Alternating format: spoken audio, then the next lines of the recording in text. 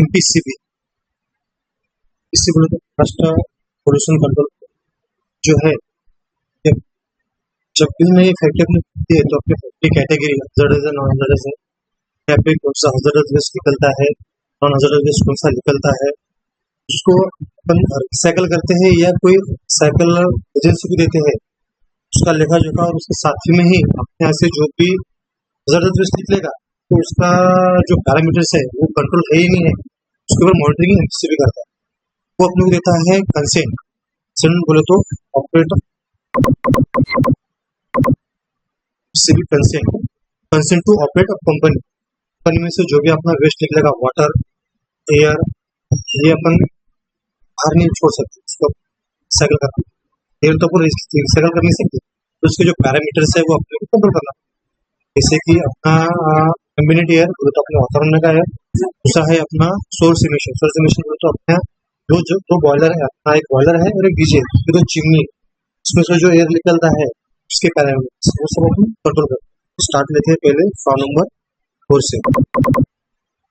फॉ नंबर 4 जो है यह है अपना hazardous and other waste annual return. अपने से जो वेस्ट निकलता है उसका एनुअल रिटर्न है कि अपने कितना वेस्ट निकला, उसको अपने किसको दिया, कितना क्वांटिटी था, अपना प्रोडक्शन कितना हुआ, उसमें से क्या लिखा। हजार्डस बोले तो जो भी चीज घटक है, यानी ड्रम भी रहेगा, जो ड्रम कंटेमिनेटेड है, जिसमें समझो अपन निकाला है उसको स्क्रैप में कर, तो स्क्रैप में करने के बाद अपन उसको स्क्रैप में नहीं दे सकते। एक तो उसको वॉश करके प्रोसेस करके उसको स्क्रैप में देना है, या तो फिर उसको जो डिस्पोजल फैसिलिटी है वो उसको डिस्पोज करना है, उसको यूज कर सकते हैं। यूज करने के लिए अगर यूज करना है तो उसको वॉशिंग करना पड़ेगा, पूरा उसको यूज करना पड़ेगा, उसके बाद में उसको यूज करना पड़ेगा, वो चीज है करके। तो मैं आपको उसका फॉ नंबर 4 दिखाता हूँ, वो रहता है साइज।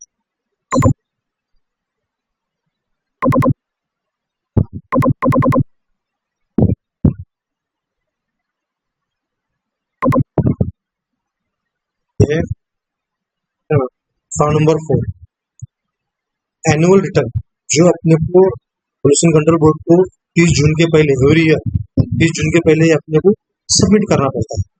इसके अंदर अपने को अपना कंपनी टेस्ट जो है वो डालना पड़ता है। उसके बाद में अपना प्रोडक्ट जो कंसेंट है, कंसेंट में कितना दिया है, तो अपने उसका प्रोडक्शन कितना लिया, उसका डिटेल्स अपने इसके अंदर देना पड़ता है। जैसे कि अपने फार्मास्यूटिकल्स में टैबलेट्स अपने कंसेंट में दिए कि हम 45 करोड़ टैबलेट्स बनाए, हमने एक्चुअल में कितना बनाया, क्वांटिटी, नंबर्स पर ईयर। हाँ, कंसेंट कॉपी बोल तो अपन जो कंसेंट बनाते हैं, कंसेंट जब परमिशन लेते हैं उनसे करने के लिए, ऑप्शन करने या चलाने के, ये प्रोडक्ट है, ये प्रोडक्ट हम एक साल में हम कितने नंबर्स तक के प्रोडक्शन इसका लेंगे, कितना नंबर्स तक के प्रोडक्शन हम इसका लेंगे, कितना नंबर्स तक के हम इसका प्रोडक्शन लेंगे, तो डिटेल्स कि अपना जो ये है इतना आपने इनको परमिशन लिया, जो क्वांटिटी कंसेंट क्वांटिटी को तो अपने परमिशन लिया, हाँ इतना का हमने लिया कि हम इतना प्रोडक्शन करेंगे। बट एक्चुअल क्वांटिटी कितना किया है हम वो डालते हैं उसके, है ना। उसके बाद में पार्ट आता है, ए पार्ट आता है, इसके अंदर हजार्डस वेस्ट जनरेट। ये प्रोसेस करने के टाइम पे ये टैबलेट्स, कैप्सूल, क्रीम, सप्लीमेंट जब हम अपने यहाँ पे मैन्युफैक्चरिंग कर रहे हैं उस टाइम पे उसमें से हजार्डस वेस्ट निकला है, कचरा, जो भी अपना केमिकल्स है वो कितना निकला है। तो अपने यहाँ पे उसके 2 कैटेगरी, एक कैटेगरी से टीपी स्लज, इसका मतलब अपना जो इफ्लुएंट ट्रीटमेंट प्लांट जो है उसके अंदर अपना पूरा कंपनी का जो वेस्ट वाटर, एसटीपी का भी और प्रोडक्शन का भी, क्यूसी का भी, पूरा वेस्ट वाटर जो है अपन उसको बाहर नहीं छोड़ते हैं, उसको अपन कलेक्ट करते हैं एटीपी में कलेक्ट करके उसके ऊपर अपन प्रोसेसिंग करते हैं। प्रोसेसिंग करने के बाद में उसके अंदर में जो स्लज बोले तो उसके अंदर में का जो गाढ़ा मटेरियल जो रहता है, गाढ़ा मटेरियल रहता है उसको सेटल करते हैं, सेटल करके उसको स्लज टैंक में सेटल करने के बाद उसको जमा करते हैं, उसको प्लस में हजार्डस वेस्ट स्टोर है, हजार्डस वेस्ट स्टोर उस एरिया में उसको स्टोर करते हैं। और जो बचा हुआ पानी है उसको अपन फिल्टर करते हैं, उसको आरओ करते हैं, उसके बाद में उसको अपन गार्डनिंग के लिए यूज करते हैं, रिसाइकल। तो एक एटीपी स्लज, दूसरा हो गया अपना process residues and waste. Process में मतलब अपने यहाँ पे जो पाउडर्स, जो टैबलेट्स, ऐसे जो रॉ मटेरियल्स आता है वो जब अपन प्रोसेस के लिए उसको अंदर में लेते हैं उसमें कुछ हिस्सा नीचे गिरता है, कुछ खराब हो जाता है, कुछ एक्सपायरी होता है, वो जो चीज़ है अपन उसको बाहर फेंक नहीं सकते, तो उसको डिस्पोज करने के लिए भी अपन क्या करते हैं, उसको कलेक्ट करके उसके अंदर हजार्डस वेस्ट जो स्टोर्स है वो स्टोर्स में अपन रखते हैं। स्टोर में रखने के बाद उसको जो अपना फैसिलिटी है वो उसको डिस्पोज करते हैं, तो सर्टिफाइड है पीसीबी का। पीसीबी का जो सर्टिफाइड एजेंसी है उसी को है अपन को डिस्पोज करने के लिए देते हैं, और उसका भी अपन पूरा रिकॉर्ड रखते हैं, वो आपके आगे दिखाओ ये जो चीजें हैं।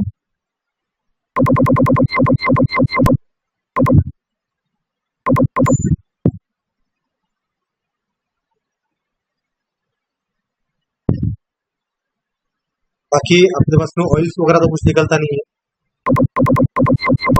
क्योंकि स्लज निकलता है और टैबलेट ही बनती है, पर वो जो आता है ना प्रोसेस वेस्ट में आता है। टैबलेट्स ऑइलमेंट वगैरह जो है वो अपने आप प्रोसेस होती है, उससे वेस्ट निकलने वाला ही होता है अपने पास। उसके अलावा तो अपने पास दूसरा कुछ है नहीं। जो अच्छी है उसकी टैबलेट बन रही है, जो खराब है या जो गिर रहा है उसको अपन बाहर फेंक स्टोर करते हैं, अगर उसमें उसको करते हैं तो उसको भी अपन क्वार्टरली देते हैं। जो क्वार्टरली अपन देते हैं ना, ये उसका डाटा है जो इधर दिया हुआ है,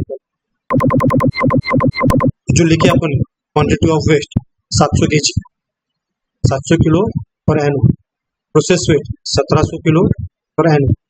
ये जो है अपने निकलता है, अपन उसको स्टोर करते हैं, स्टोर करने अपन उनको देते हैं। ये अपने को क्वार्टरली देना पड़ता है, 90 दिन के ऊपर में उसको स्टोर नहीं कर सकते। 90 दिन के मतलब नहीं, ये तो अपने फॉर्म नंबर 4 जो है ये एनुअल हो गया। ये एनुअल डाटा साल में अपन जितने बार उनको भेज रहे हैं ना, उतना पूरा डाटा इसमें आ गया। सिर्फ अपन बता रहे हैं कि हमने हमारे यहाँ से साल भर में इतना हजार्डस वेस्ट जमा किया और इतना हमने बाहर दिया, और कुछ रखा है तो उसका भी हम उसके अंदर मेंशन करते हैं कि इतना भी हमारे पास में स्टोर में रखा हुआ है।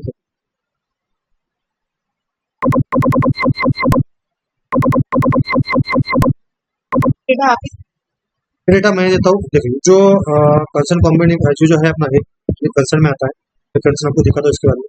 एक्चुअल क्वांटिटी जो है ये अपनी प्रोडक्शन डिपार्टमेंट, क्योंकि वो जनरेट करते हैं सब प्लास्टिक प्रोडक्शन आता है, पता रहता है अपना कितना है कितने सवाल में कितना केजी उन्होंने उसमें डाटा रहता है। वो डाटा के ऊपर से अपने निकालते हैं और उसको भरते हैं। फिर भी स्लज का अपना जो है साल का परमिशन जो लिया अपने 2400 किलो का लिया, 2400 में से हमारे यहाँ 700 किलो निकला, 700 केजी हमने उनको दे दिया। प्रोसेस रेजिस्टेंस का 700 केजी था, पर हमारे यहाँ निकला 1700 केजी, तो हमने इस बार उसको अमेंड करने के लिए, वो अमेंड का भी आगे प्रोसेस है, वो भी मैं आपको बताऊंगा।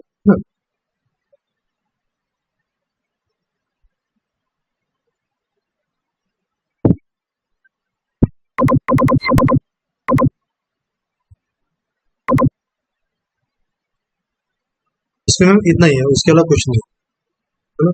अपन यूटिलाइज कुछ करते नहीं है, रिसाइकल अपन कुछ करते नहीं है। जितना भी हजार्डस निकलता है सब अपन जो थर्ड पार्टी है CHW का, मतलब central hazardous treatment disposal facility जो है महाराष्ट्र पानी इन्वारो, तो अपन वो देते हैं। वो अपने आप ही है कलेक्ट करती है, अपन उसका ऑनलाइन मैनिफेस्ट भरते हैं, फॉर्म नंबर 10 आपको आगे देखो मैं, वो अपन भरते हैं, उसका कॉपी ट्रांसफर अपन उसको लगाते हैं, तो लगाने के बाद वो अपने से देखे जाते हैं। यहाँ पर करते हैं फॉर्म नंबर 4 में जो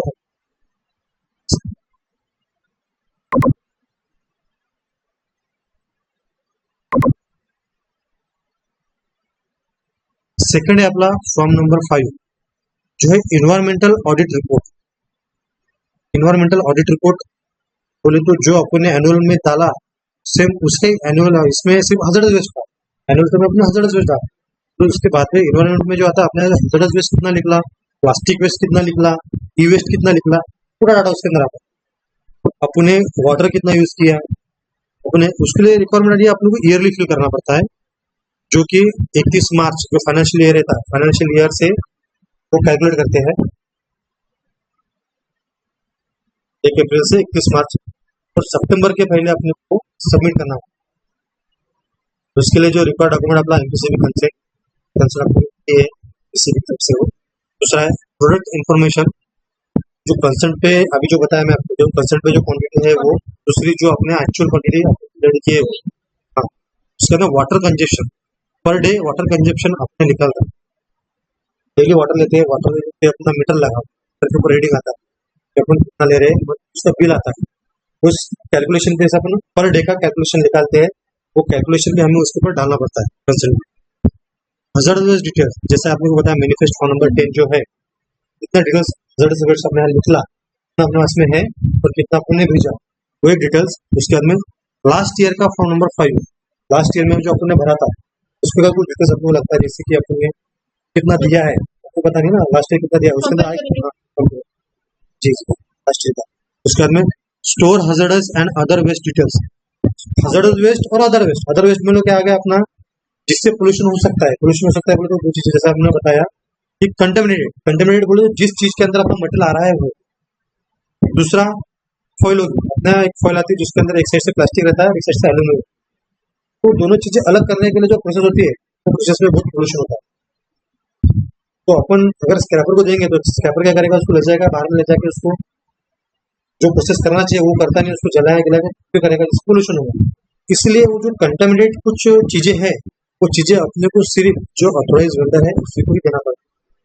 उसके अलावा जो कागज वगैरह जो है अपन उसको भी तो दे सकते हैं, ठीक है ना। तो ये एक बार अपन फॉर्म नंबर 5 देखिए।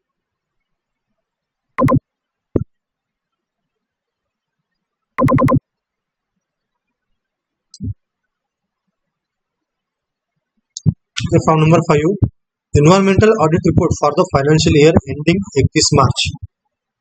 31 मार्च को जो एंडिंग होता है बाद में अपन उसको सबमिट करते हैं, तो सबमिट करना पड़ता है अपने को सितंबर महीने के पहले अपने को डाटा अपने को भेजना पड़ता है। उसके अंदर जो डिटेल्स लगती है अपने को, जो अपनी कंसल्ट इश्यू की है सेम उस पे से अपना कैटेगरी कौन सा है, अपना स्केल कौन सा है, सब वही इसमें आता है। उसके बाद में आता है अपने इंफॉर्मेशन जो है प्रोडक्ट इंफॉर्मेशन, कंसर्न पे अपन ने कितना परमिशन लिया है, कितना परमिशन अपन ने लिया है कंसर्न क्वांटिटी, हाँ कंसर्न क्वांटिटी और एक्चुअल क्वांटिटी, एक्चुअल अपन ने कितना किया, जो फॉर्म नंबर 4 में अपन ने दिखाया single KG per annum, tablet, capsule और ऑयल मिल्क, 3 चीजें अपने पास में।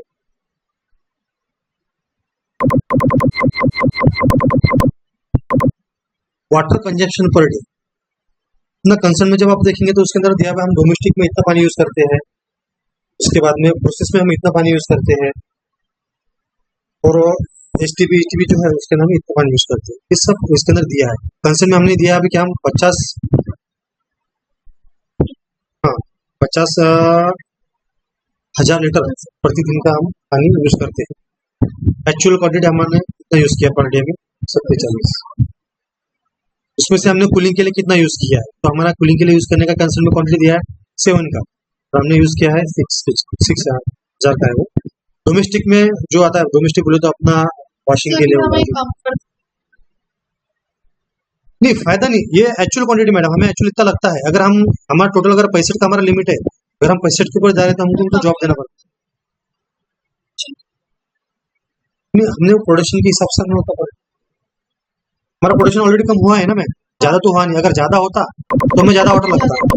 एक्चुअल क्वांटिटी जो हमारा कम है, जो परमिशन क्वांटिटी जो हमारा है, कंसर्न क्वांटिटी ज्यादा है और एक्चुअल क्वांटिटी हमारा कम है, तो जब हमारा प्रोडक्शन ही कम हुआ है तो ऑर्डर कम ही लगेगा, वो बढ़ेगा नहीं। वो लिमिट में, अगर उसका लिमिट बढ़ता है तो हमको उस टाइम पे अमेंड करना पड़ता है। उसको जब अमेंड करते हैं तो कुछ उनके कैटेगरी रहते हैं, स्लैब्स रहते हैं, जैसा कि हम हमारा क्वांटिटी अगर बढ़ता है तो हजार्डस वेट पे ज्यादा लिखेगा, तो धोखा ज्यादा बढ़ेगा, तो हमारा स्लैब चेंज होता है। हम अभी ऑरेंज कैटेगरी में है तो उससे हम हजार्डस का, हाँ चेंज क्लासिफिकेशन चेंज होता है, वो चेंज होता है उसका, वो रहता है। तो ये जो क्वांटिटी है, ये पूरी ये जो आंकड़े है ये पूरे हमारे कंसर्न पे का, जो कंसर्न हमने किसी ने दिया है, जो हमको लागू करता है, जो हमको पालना है, जो हमको मानना है, जिसको हमको ये करना है, वो चीज के हिसाब से हमको करते हैं। सेम वाटर कंजप्शन में हम उसके अंदर डालते हैं, ये भी डिटेल्स में आपको बताऊँ। इफ्लुएंट जो है हमारा, इफ्लुएंट जैसा जो आपको में सीवेजेस जो है अपना, उसके अंदर कितना लगा, उसके अंदर वाटर कितना आया, कितना लगा, पूरा पानी आने के बाद में लगता है और जाता है ड्रेन में जाने के बाद में ईटीपी में जाता है। तो ईटीपी में हम कितना पानी यूज कर रहे हैं, कंसर्न में दिया है 7, हम कितना यूज कर रहे हैं सीवेज में, तो हमारा सीवेज अलग से नहीं है, एटीपी और एचटीपी हमारा दोनों एक ही है, वो अलग से नहीं है। टोटल इफ्लुएंट हम कितना यूज करते हैं ना जा रहा है, मैं आपको कंसर्न में दिखाता हूँ। डीजल कंजप्शन, हमको डीजल कितना यूज करना है पर डे, वो भी इसमें दिया है। पर डे में 4500 डीजल इसमें सभी फॉर्म रहता है पहले ये पहले Reset अपनी रहता है। रिसेट रहता है कि हम यूज करना है और हम कितना यूज करते हैं वो उसमें मैं दिखा था आपको कंसेंट दिखी तो आपको गवर्नमेंट स्टाफ नहीं, ये ऑनलाइन है, ऑनलाइन ये पूरा ऑनलाइन है। ये जो प्रोसेस है फॉर्म नंबर 4, फॉर्म नंबर 5 और मिनी पेस्ट फॉर्म नंबर 10, ये अपने को ऑनलाइन फिल करना होगा। ये उनका फॉर्म रहता है, जब हम भरेंगे वो सामने खुलेगा तो उसके अंदर हम लोग उसी डाटा डालना है। एक्चुअल डाटा जो है वो हमको डालना है और जो डाटा हम डालते हैं वो डाटा हमको हमारे पास में कैरी भी करना पड़ता है। इन केस अगर एमपीसी वाले हमारे यहाँ अगर आते हैं तो हमें वो यही मांगते हैं, क्यों बोलते हैं फॉर्म नंबर 4 दिखाओ, फॉर्म नंबर 5 दिखाओ और इस हिसाब से वो डाटा भी मांगते हैं। कुछ साल का जी कुछ भी सर वो डाटा मांगना था, अगर हम उनको प्रोवाइड करते हैं तो ठीक है, अगर नहीं प्रोवाइड करते हैं तो वो अपने को देते थे कंप्लाइंस। तो कंप्लाइंस अपने को करता है, उनका हायरिंग होता है तो रिपोर्ट मुंबई तक के जाती है, मुंबई से आपको जॉब देना पड़ता है। था तो तुमने इतना क्यों किया, उसका रीजन देना पड़ता है।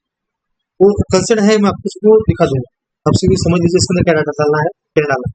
आपको फॉर्म नंबर 4 समझा, फॉर्म नंबर 5 भी समझा, इसके अंदर आपको कुछ दिक्कत है मैम? हजार्डस वेस्ट आपको समझा अपना दो ही है, एक 8.2 स्लज 28.1 प्रोसेस यूजेस। हमने कंसेंट में बहुत सारे लिए तो अभी फिलहाल में हमारे यहाँ ये दो ही चीजें लिखा है, स्लज और process waste. Non hazardous waste जो है, नॉन हजार्डस वेस्ट जो है इसमें आता है अपना स्क्रैप, नॉन हजार्डस, तो हमने इसके अंदर लिखा है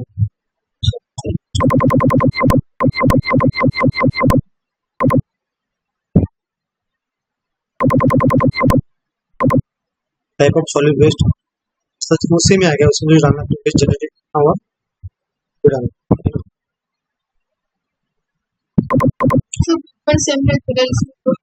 हाँ हाँ, जो अपना हजार्ड वेस्ट का है ना वो सेम ही रहेगा उसके अंदर में। सिर्फ इसके अंदर जो इन्वायरमेंट स्टडी में है ना, इन्वायरमेंट स्टडी में आएगा कि आपने वाटर कितना यूज किया है, यूज करके आपको कितना लगा इसमें। फॉर्म 5 थोड़ा बड़ा है और फॉर्म 4 जो है छोटा है, ठीक है ना?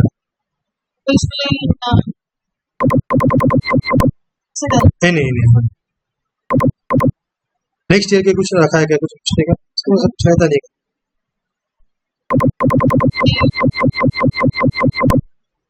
मैं उनके पास में बैठता था,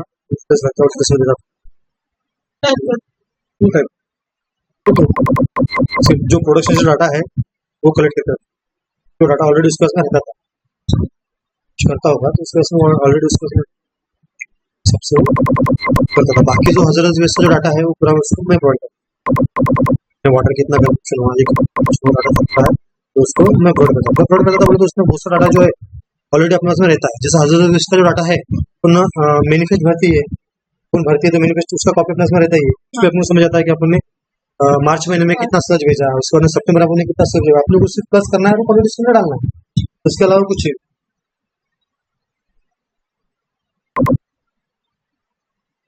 ठीक है ma'am, form number 5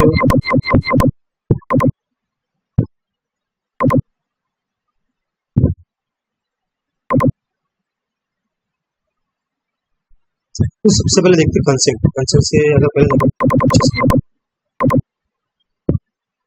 MPCB consent, consent to operate, अपनी कंपनी चलाने ऑपरेशन के लिए उसके ऊपर नियम चाहिए वो फॉलो करो। एक बोर्ड आपने गेट पे देखा होगा, वहाँ पे आपने हजार्ड वेस्ट का बोर्ड लगा,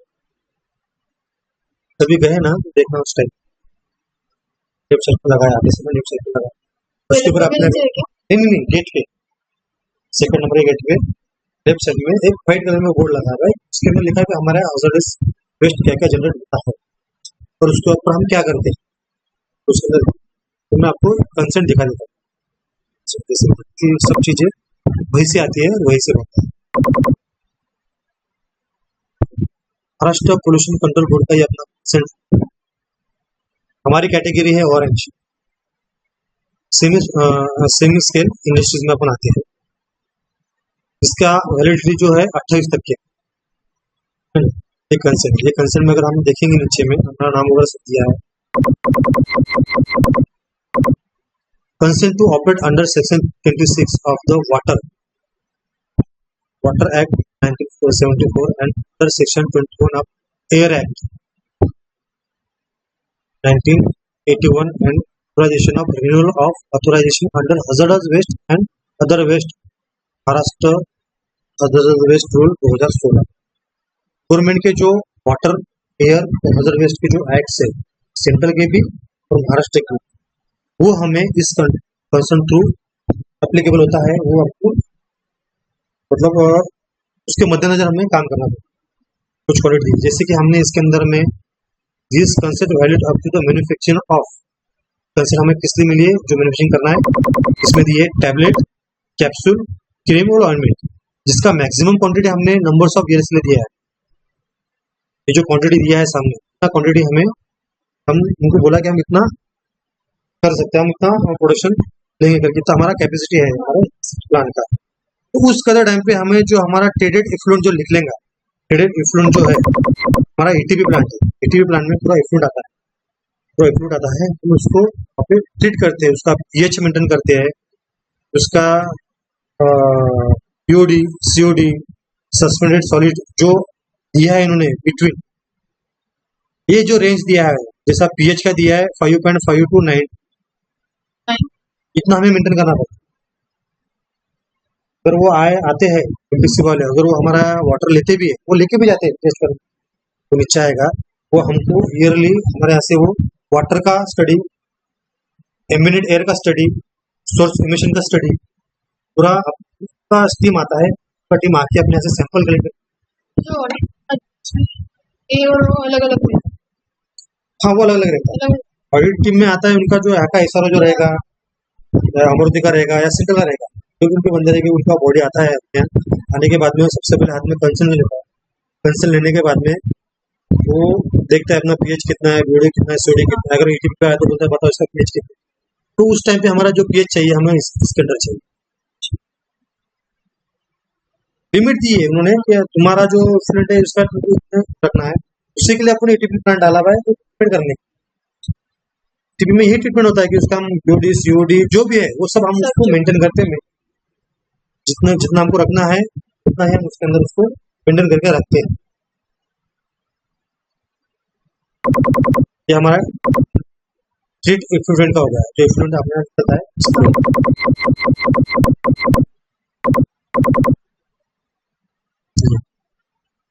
suspended solid sewage equipment treatment, ये अपने यहाँ नहीं है, अपने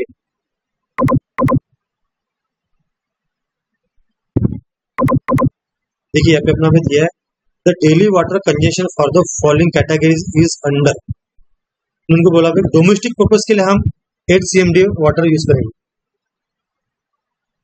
वाटर बायोलॉजिकल के लिए 50, मतलब डेली का वाटर जो है हम 50.5 CMD देंगे, cubic metre per day. CMD बोलो तो cubic metre per day water जो है 50.5 cubic metre per day water हम ले सकते हैं।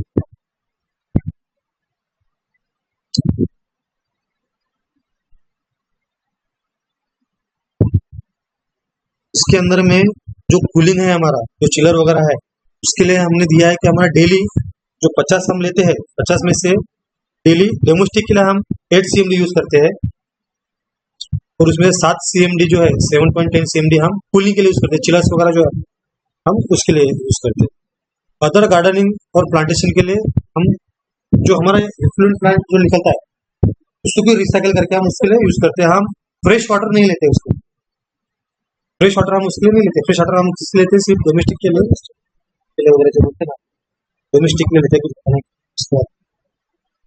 तो ऑलरेडी वाटर पे होता है उसके लिए लेते हैं, तो उसके अलावा हम लेते नहीं है ना। कंडीशन अंडर एयर एक्ट, मैं यहाँ जो है सोर्स इमिशन 2, एक है डीजी और एक है बॉयलर। हमारा बॉयलर जो है 750 kg का है, 750 kg पर आवर्स के हिसाब से वो स्टीम जनरेट करता है, जो कि डेली 1 घंटा अगर चलता है तो 60 लीटर डीजल है ना। उसके बाद में दूसरा है हमारा जनरेटर, जो 1110 केवी का जनरेटर बना के इनके सब लाइट जाता है तो अपना फैक्ट्री जनरेटर के ऊपर में चलाते हैं। तो दोनों को भी एक चिमनी दी हुई स्टैक दिया है, और आपने कभी देखा तो देखिए पीछे के साइड में 2 स्टैक खड़े हैं। वो स्टैक में से अपना एयर जाता है, जब भी चालू होता है उसमें से एयर जाएगा ही। वो जो होता है साइलेंसर का धुआं उसमें से निकलता है। तो उसको अभी एसपीएम, टीएमपी और SO2 जो पैरामीटर्स है वो हमें मेंटेन करना पड़ता है। उसका पैरामीटर जो है वो 150 mg के ऊपर नहीं जाना चाहिए, उससे कम ही रहना उससे कम ही रहना चाहिए। उन्होंने दिया है, उन्होंने हमको कंसर्न में दिया है कि तुम्हारा जो भी एयर पोल्यूशन है, तुम्हारा जो भी एयर कंडीशन है, तुम्हारा इमिशन का हो या तुम्हारा एरिया का हो, एक इमिशन, दूसरा एम्बिएंट बोलो तो अपना प्रीमाइसेस, फैक्ट्री प्रीमाइसेस में का है, दूसरा सोर्स इमिशन बोले तो चिमनी, बॉयलर का, डीजल का। इसमें से जो भी वो निकलता हो या अपने आसपास में भी जो भी एयर हो, उसका क्वालिटी जो चाहिए वो क्वालिटी चाहिए उनको हेल्दी, यानी उसका जो रेशियो है SO2 का, SPM का, उन्होंने जो अपना कंसर्न में क्वांटिटी दिया है उसके ऊपर में नहीं चाहिए, उसके अंडर ही चाहिए या तो फिर उतना ही चाहिए। उसके ऊपर अगर जाएगा तो वो पोल्यूशन है, अपने यहाँ से वो पोल्यूशन हो रहा है। वो भी हम, वो खुद ही उनका टीम आता है, अपने यहाँ से वो सैंपल ले जाता है, सैंपल लेने के बाद में वो देता है। तो उसका भी मैं आपको रिपोर्ट को दिखाऊंगा, एक कंसर्न है आपको। इसके अंदर आगे दिया है डीजल। हमारे यहाँ फ्यूल कौन सा यूज करते हैं, तो फ्यूल में हमारे यहाँ हाई स्पीड डीजल यूज करते हैं। डीजल यूज करते हैं अपन जनरेटर के लिए, और उसके बाद में बॉयलर के लिए। हमारा जो बॉयलर है वो भी डीजल पे चलता है, और हमारा जनरेटर जो है वो भी डीजल पे चलता है। तो हमारा पर हावर्स जो है, पर हावर्स का 45 लीटर्स पर हावर्स का हमारा डीजल का कंजम्पशन हमने उनको बताया कि हम 1 घंटे में इतना डीजल यूज करेंगे, तो उनके हिसाब से हमें आएगा।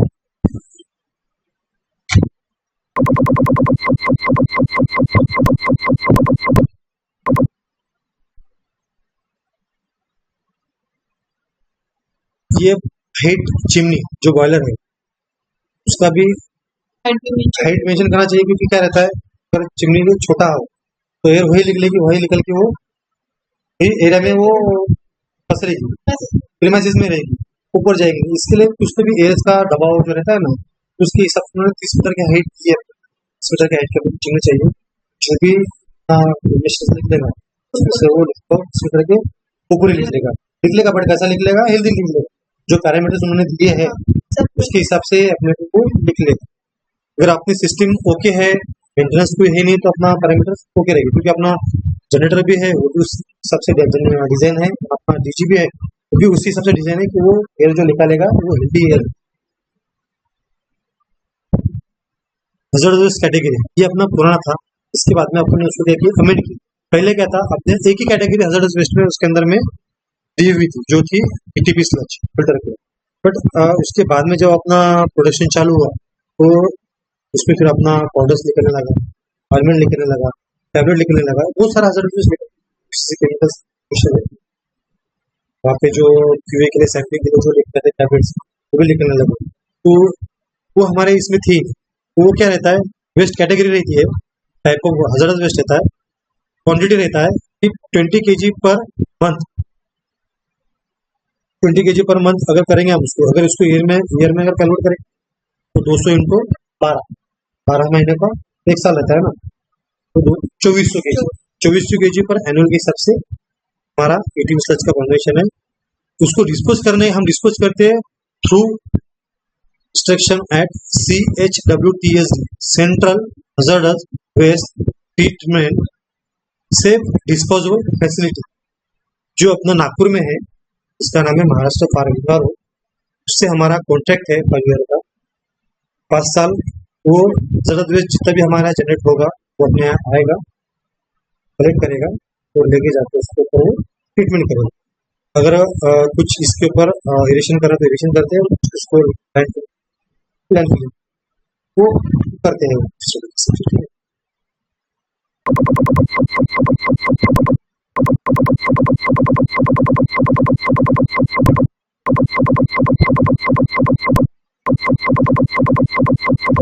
ये भी हमारा हिस्सा अमेंड में होगा, जिसके अंदर में हमने डाला हुआ है non hazardous waste.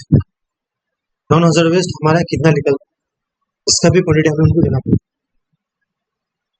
Plastic 2000 kg पर एनुअल। फॉइल रहता है अंदर, जिसका नाम उसका भी स्क्रैप निकलता है, उसका भी हमने दिया है कि हमारा 900 kg रहेगा, उसको करेंगे।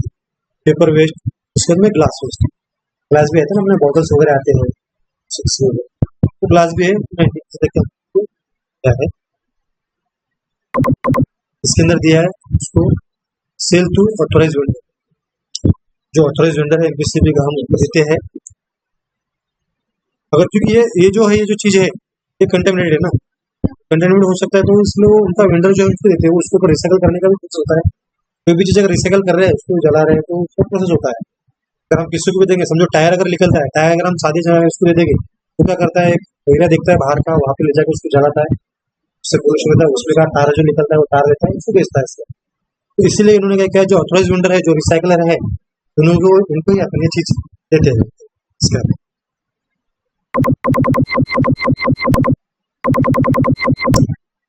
पहले हमारा 8.2 एटीपी स्लज एक ही कैटेगरी थी जो कैंसर में था। उसके बाद में हमने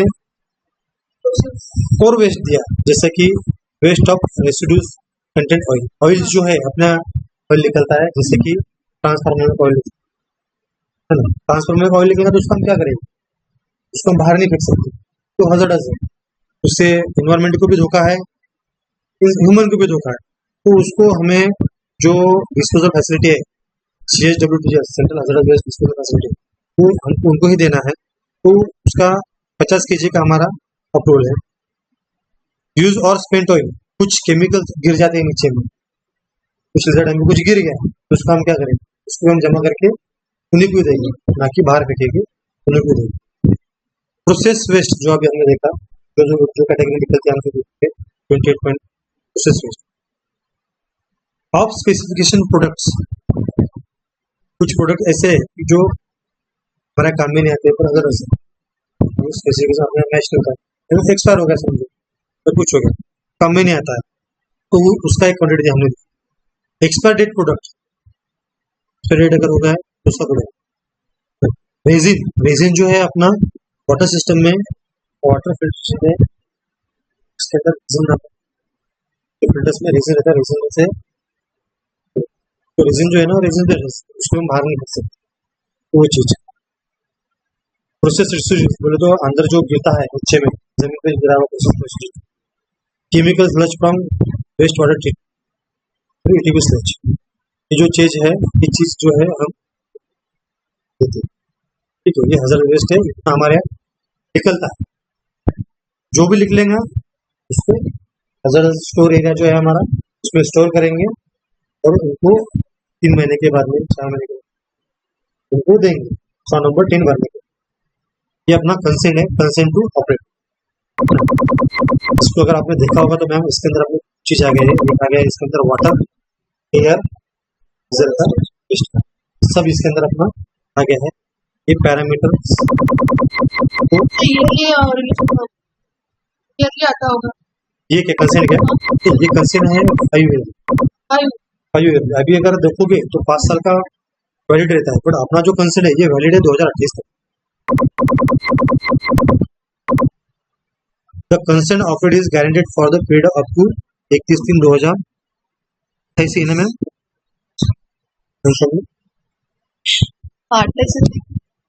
ऐसी है वो। वैसा अगर आप देखोगे तो उससे कंसेंट हमें देखे कि 5 साल के लिए रहते हैं, बट ये कंसेंट 19 में लिखा था, इसके लिए हो सकता है उस टाइम पे अलग नेम्स हो गए, अलग इसके अंदर। तो ये अभी हमको 28 तक के कंसेंट चलेगा। अगर इसके अंदर हमें कुछ बढ़ाना है, कुछ करना है, तो उसको हम अमेंड कर सकते हैं, जैसा कि आपको हमने दिखाया तो लास्ट ईयर में हमने उसको अमेंड किया। पहले क्या था हमारा ईटीपी स्लज ही था सिर्फ, बाकी नॉन हजार्डस वेस्ट उसमें था नहीं। जी जी जी जी। तो ये देखिए हमने अभी 2020 में एप्लीकेशन करके 2023 में देखिए 27/12/2023 को हमने उसको अमेंड किया। अमेंड करने के बाद में उसने क्या किया, तो अमेंड करके दे दिया। अगर वो आता भी है वो देखेगा, अगर वो देखेगा तो अच्छा ठीक है आपका ईटीपी स्लज बताइए। लिखना हम बताएंगे कैसा, तो उसको मैनिफेस्ट बोले तो जो भी एमपीसीबी का या सीपीसीबी का, सीपीसी बोले तो सेंट्रल पोल्यूशन कंट्रोल, सेंट्रल का, और एमपीसी बोले तो महाराष्ट्र। ये दोनों भी लोग अपने इसके पहले आके गए हैं, उन्होंने अपने को फॉरेस्ट देखे गए हैं और उसको अपने कंप्लाइंस भी किया है ना। ये अपना मेन है, कंसेंट टू ऑपरेट, ये अपना मेन, ठीक है मैम। चलो आगे।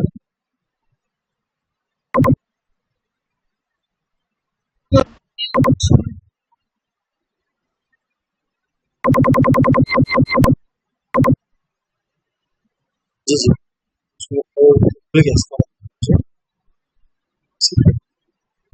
फॉर्म नंबर 4 एनुअल डेट आएगी 26 अप्रैल 26 में। फॉर्म नंबर 5 जी जी जी, ये भी है, इससे बेटर भी है, जो इससे बेटर है वो भी आपको मैं दे दूंगा, ठीक है। इसके अंदर में हमारा एक्टिविटी है, ड्यू डेट है, डन डेट है, फ्रीक्वेंसी भी है। अभी तक की जो हमारी हो गई है वो तारीख उसमें डाली हुई है, और आगे कब आएगी वो भी उसमें डाली हुई है, वो मैं आपको शेयर कर दूँगा। हमने फॉर्म नंबर 4 देखा, फॉर्म नंबर 5 देखा। फॉर्म नंबर 4 बोले तो एनुअल रिटर्न, फॉर्म नंबर 5 बोले तो एनवायरमेंटल स्टडी, है ना। फॉर्म नंबर 10 ये है मैनिफेस्ट। अपने यहाँ पे जो हजार्डस वेस्ट निकलता है, हजार्डस जो आपको होता है ना, जो अपना कंसर्न में दिया है, TV sludge, process waste, oil, जो भी होगा एक एक्स्ट्रा, जो भी जो अपने कंसर्न में दिया है, जो भी हजार्डस निकलता है, उसको हमको जो फैसिलिटी है उसको देना पड़ता है डिस्पोज करने, क्योंकि हम उसको डिस्पोज नहीं कर सकते, हमारा उसकी जगह भी नहीं है, तो उसको हम रिसाइकल भी नहीं कर सकते। हजार्डस है तो नहीं रिसाइकल कर सकते, पर रिसाइकल के लिए उसका अलग से प्लांट, उसका ट्रीटमेंट। वाटर को हम रिसाइकल करते हैं, वाटर इफ्लू ट्रीटमेंट में लेते हैं, आप उसको रिसाइकल करते हैं, रिसाइकल करके उसको आप यूज करते हैं। वाटर को अपन बाहर छोड़ते नहीं, उसको हम रिसाइकल करते हैं। रिसाइकल करने के बाद में वाटर में से जो भी हजार्डस निकल रहा है उसको हम क्या करते हैं, इनको देते हैं, ट्रीटमेंट प्लान का भी देते हैं, उसके बाद में जो प्रोसेस से निकल रहा है वो भी देते हैं। ये फॉर्म नंबर 10 जो है मैं आपको दिखाता हूँ कैसा है। फॉर्म नंबर 5 और फॉर्म नंबर 10 ये ऑनलाइन है, ये हमको जब भी भरना है उस टाइम पे तो ये ऑनलाइन भरना है। फॉर्म नंबर 10 जो है ये हमको क्वार्टरली करना पड़ता है, क्योंकि हजार्डस वेस्ट जो है ये हमारे निकलते रहता है, डेली निकलते रहता है, प्रोडक्शन से डेली आता है, हमारा ऑर्डर आता है, टैबलेट आता है हजार्डस वेस्ट, ये हमारा वेस्ट है, तो हम उसको लॉगबुक में एंट्री करते हैं। हमारा उसका एक एसओपी है, एसओपी के थ्रू उसको हम इश्यू करते हैं, और इश्यू करने के बाद में उसको हमारा एक स्क्रैप यार्ड के बाजू में ही हजार्डस वेस्ट स्टोरेज एरिया है, उस एरिया में हम उसको स्टोर करते हैं। स्टोर करने के बाद में क्वार्टरली उसको हमें देना पड़ता है। जो हजार्डस वेस्ट एक्ट है महाराष्ट्र का, इसके हिसाब से हम हजार्डस वेस्ट जो है 9 दिन से अधिक दिन तक नहीं रख सकते। अगर रखना है तो उसके लिए हमें स्पेशल परमिशन लेना पड़ता है एमपीसीबी से, तो अभी हमारे पास में वो परमिशन नहीं है, हम उसको सिर्फ 90 डेज जो है स्टोर कर सकते हैं, डेज के अंदर हमको उसको देना पड़ता है, यानी क्वार्टरली हमको उसको देना पड़ता है। तो उसके लिए फॉर्म नंबर 10 बोले तो manifest for hazardous and other waste का जो है भरना पड़ता है। मैं आपको दिखा देता हूँ कैसा आता है।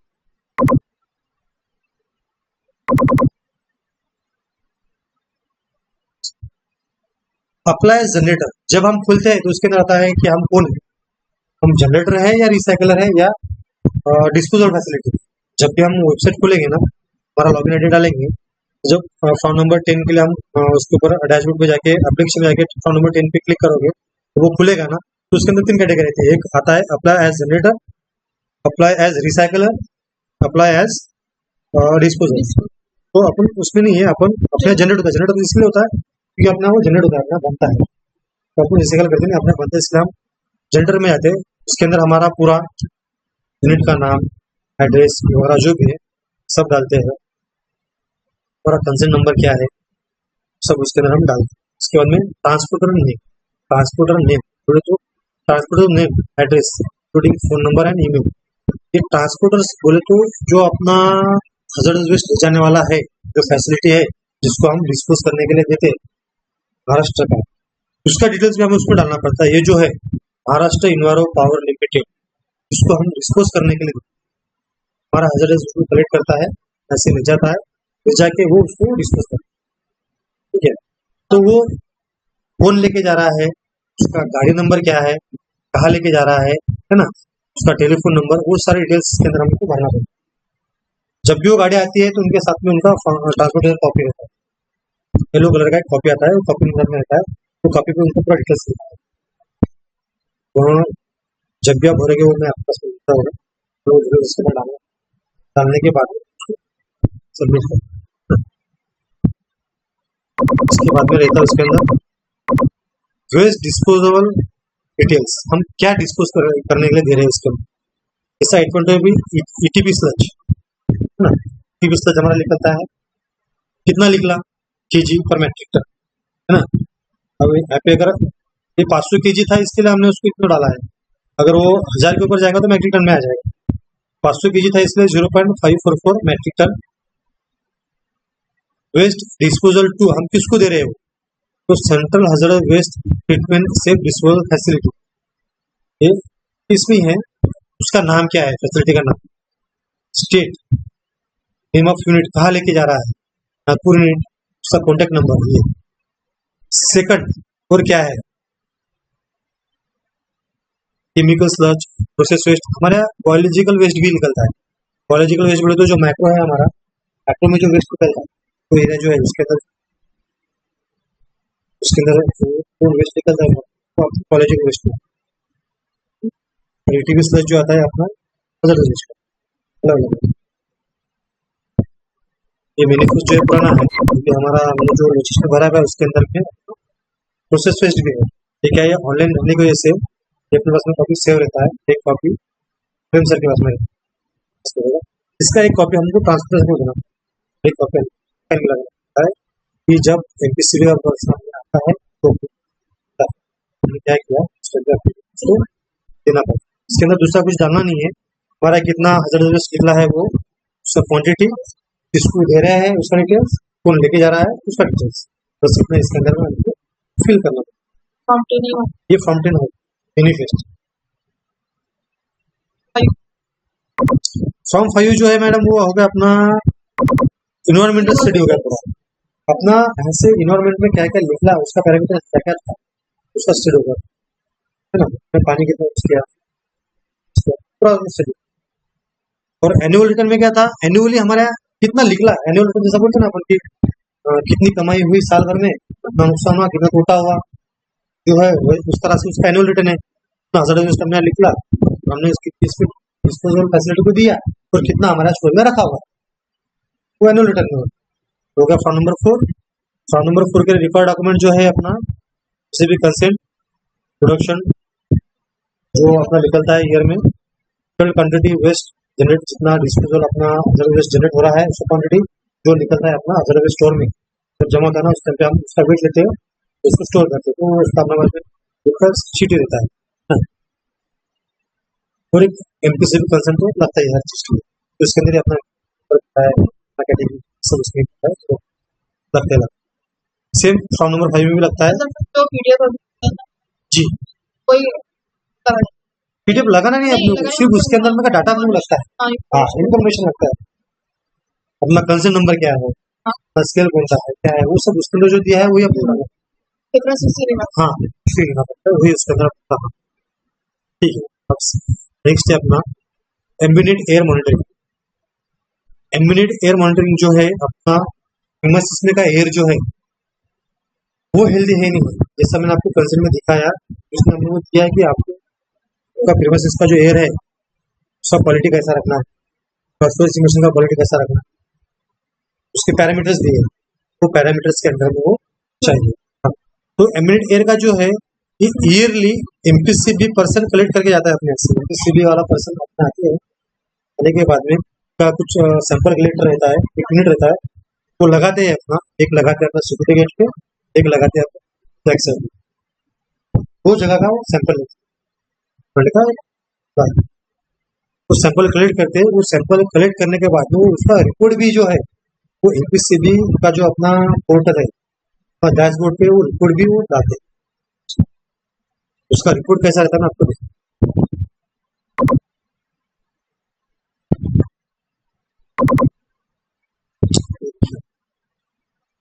तो 22/3/2024 को उसने अपने यहाँ से सैंपल ले गया था एम्यूनेट का सैंपल ले गया था, उसके अंदर सैंपल आईडी वगैरह ये इसका एमपीसीबी का एमपीसी वालों ने लेके गया अपने यहाँ से, उन्हें किया रिलाई करके। तो उसके अंदर में उसने पूरे पैरामीटर्स जो है अपने को PM10 है ना, SO2 ये उसने 24 आवर्स का लिया है। अब टाइम देखोगे ना उसके अंदर में, तो देखिए 16, 8, 12, 16 है ना, start time close time, start time close time है ना, और ये रिजल्ट दिया। ये स्टैंडर्ड है जो एयर एक्ट है, एयर एक्ट में PPM10 बोले तो जो ये रहता है अपना स्मॉल पार्टिकल्स रहते हैं एयर से, हाँ पार्टिकल कॉन्स जो रहते हैं PM10 वो कितने चाहिए, अगर ये क्वांटिटी बढ़ती है नॉर्मल रेंज के ऊपर में अगर जाती है तो हमको नोटिस देते हैं क्या आपके यहाँ में PM10 का जो है जो क्वांटिटी है वो ज्यादा आया है, और उसको टोटल करो। ये जो है नॉर्मल रेंज में था अपना, इसके लिए तो पूरा स्टडी अपने से करके जाते हैं, यानी वो देखते हैं कि अपने यहाँ किसी प्रकार का एयर पोल्यूशन तो नहीं हो रहा है, यानी अपने यहाँ भी होगा, अपने यहाँ से दूसरे भी तकलीफ होगा। पूरा अपने ऊपर नजर रखे हुए, हाँ, पूरा अपने पे नजर रखे हुए कि अपन क्या करें, अपना पोल्यूशन कितना कर रहा है क्या नहीं। अगर ये हम भी करते हैं, अगर हमारा भी रिपोर्ट उनको देते हैं तो उसको एक्सेप्ट नहीं करते, हाँ, तो वो उनका ही टीम भेजते हैं, उनका टीम भेजते हैं अपने, उनका टीम आता है, उनका टीम अपने से सैंपल लेके जाता है, तो वो तो उसका रिजल्ट है, ठीक है। वो कभी भेजते हैं, साल में एक बार तो आते हैं वो, हाँ अभी देखो 24 में आके गए वो, तब से अभी तक क्या है तो वो कभी भी आ सकते हैं, उनके ऊपर है वो, और वो उनको अपन नहीं भी नहीं बोल सकते। चार्जेस अपने को पे करना पड़ता है, उसका बिल भी अपने को आता है, पोर्टल पे ही भी आता है, पोर्टल पे इसका जो पोर्टल है अपने को वीकली देखना पड़ता है, उन्होंने कुछ डाला है तो छः क्या कुछ आया है कि हमको काम है हमारा वीकली उसको ओपन करना है, तो चेक करना डैशबोर्ड पर चेक है। अभी हमने अमेंडमेंट के लिए एप्लीकेशन किया तो अब तक हमारा अमेंड नहीं हुआ, कि हमारा जो प्रोसेस रेशो जो था उसका क्वांटिटी हमने कम दिया, 700 kg पर एनम कर दिया, बट हमारा 1700 तो उसका क्वांटिटी हमने भी बढ़ाया, तो उसका एप्लीकेशन हमने किया है, वो फाइनल अभी तक आया नहीं आया, कैसा पता चलेगा वो हमारा डैशबोर्ड पे आएगा, डैशबोर्ड पे जब आएगा तब उसको उसके बाद में हम उसको लागू करेंगे। वो लगता है इसलिए क्योंकि हमें फॉर्म नंबर 4 के टाइम पे भी लगता है, फॉर्म नंबर 5 के टाइम पे भी लगता है, उस टाइम पे अपने को लगता है। ठीक है मैम, ये आपको इससे आपको ज़्यादा ये नहीं है, बट एक मालूमाती के लिए एक भी चीज़ होती है, रिपोर्ट्स भी उसके ऊपर आते हैं, और उनका अगर बंदा अगर कोई आता है तो वो अपने को मांगता है, ये अगर आया है वो तो अपने को मांगेगा तुम्हारा एनालिस्ट रिपोर्ट दो एयर का, एमिनेट का मंगा तो एमिनेट का हो गया, इसी तरह से सेम सोर्स इमिशन का भी है, जो स्टैक है अपना उसका भी है, वो भी आपको मैं दिखाता हूँ।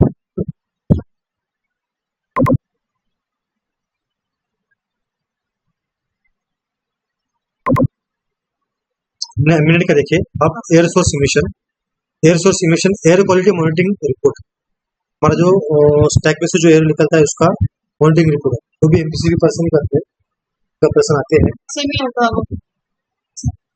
में आता है, सी वो एमिनेट का रहता है, वो उसका तो मैं आपको दिखाता हूँ।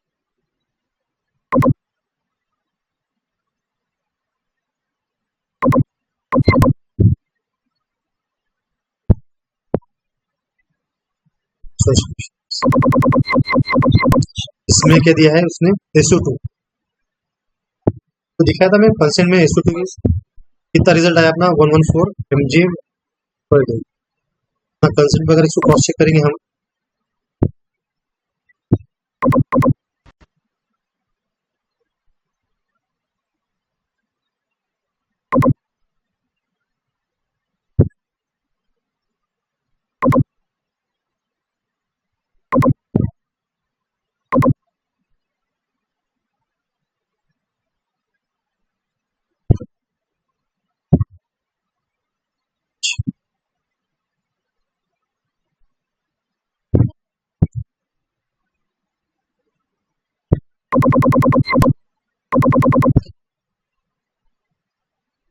80 kg पर डे। उसने जो दिया है वो दिया है उसका, हाँ, उसका जो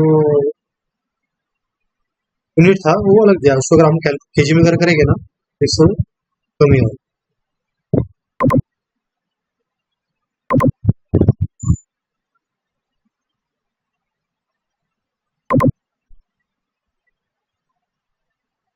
वाटर मॉनिटरिंग सेम इसी तरह से, जैसा वो एयर का सैंपल लेता है, उसी तरह से अपना इक्विपमेंट का जो वाटर वेस्ट वाटर उसका भी आर ओ को ट्रीटेड करने वाले जो तो ट्रीटेड का सैंपल भी वो लेगा, उसका भी report.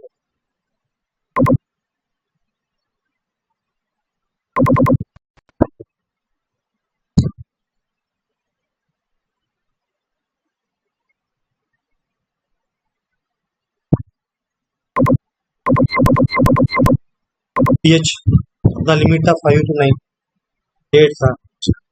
TDS, BOD, COD, oil and grease, सबको उसने कंसर्न में आपने देखा था क्या है, उसी हिसाब से वो एमजी पर जी per day, MG per day सबसे वो हिसाब से वो ये करता है, फिर वो खुद उसका आके करके जाता है। मान सकते हैं आप लोगों को क्या क्या, form number 4, form number 5 manifest. Manifest कब मांगेगा, हजार्डस वेस्ट का मांगेगा, वैसा तो उसको मैनिफेस्ट फॉर्म नंबर 5 में, फॉर्म नंबर में दिख ही जाएगा, कहीं भी दिखा तो मांगा भी तो अपन उसको वो दे सकते हैं। उसके बाद में एयर का रिपोर्ट, वाटर रिपोर्ट और अपना कम्युनिटी रिपोर्ट। इसके अलावा कुछ मांगता है तो डॉक्यूमेंट उसमें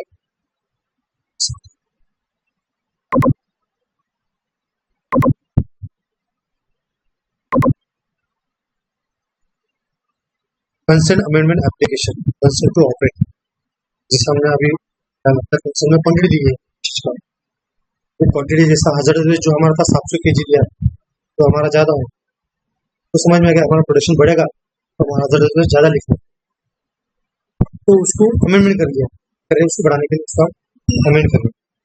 तो अमेंड कमिटी जो है वो अमेंडमेंट एप्लीकेशन जो है ऑनलाइन होता है।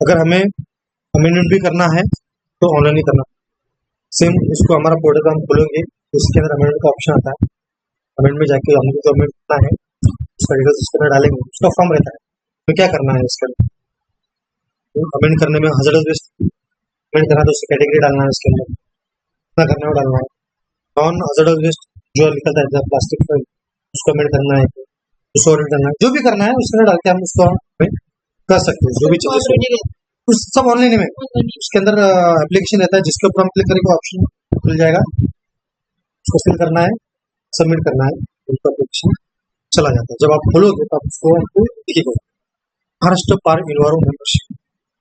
ये महापार इन्वायरो जो है ये हमारा common hazardous waste treatment storage and disposable facility है ना।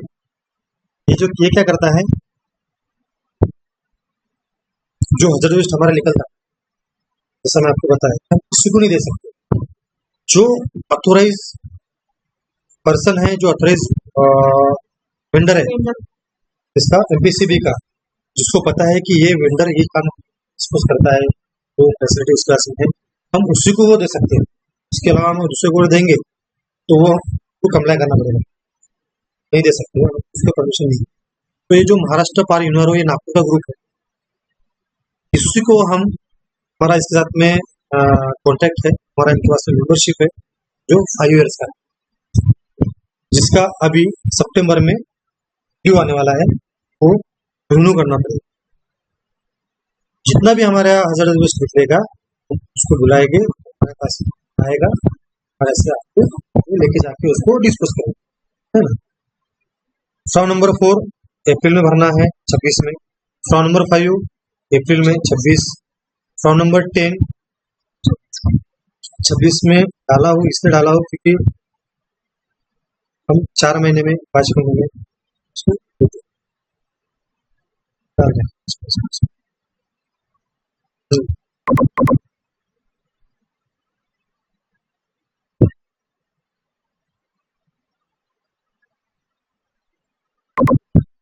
फिर हम उसको अगस्त में क्वार्टरली अगर पकड़ेंगे तो अगस्त।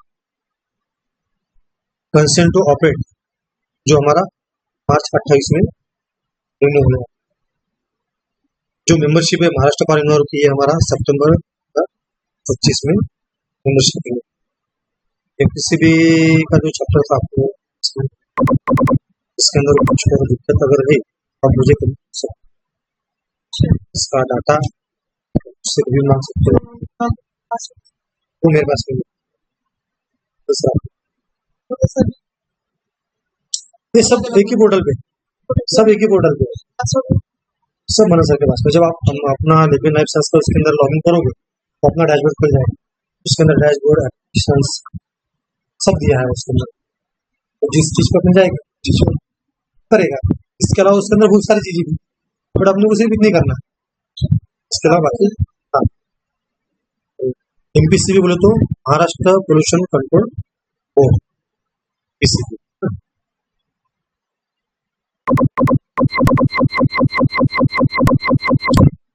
Check dashboard every week. ये जो गवर्नमेंट जितने भी अपने वेबसाइट है ये जो भी नोटिफिकेशन एक तो मेल से आते हैं या तो फिर जो अपना डैशबोर्ड है उसके ऊपर आ जाता है। हाँ, तो अपना काम है कि एटलीस्ट हफ्ते में एक बार जब इसको खोल के देखना है कुछ आया है क्या, अगर आया है तो हमको करना है ना। हम सेकंड लेंगे डिश। डिश बोले तो डायरेक्टर ऑफ इंडस्ट्रियल जी जी जी जी। देखिए काम तो वही करता हूँ, वही देखता हूँ, सुना सर के काम पे डालना ही तो कुछ करना है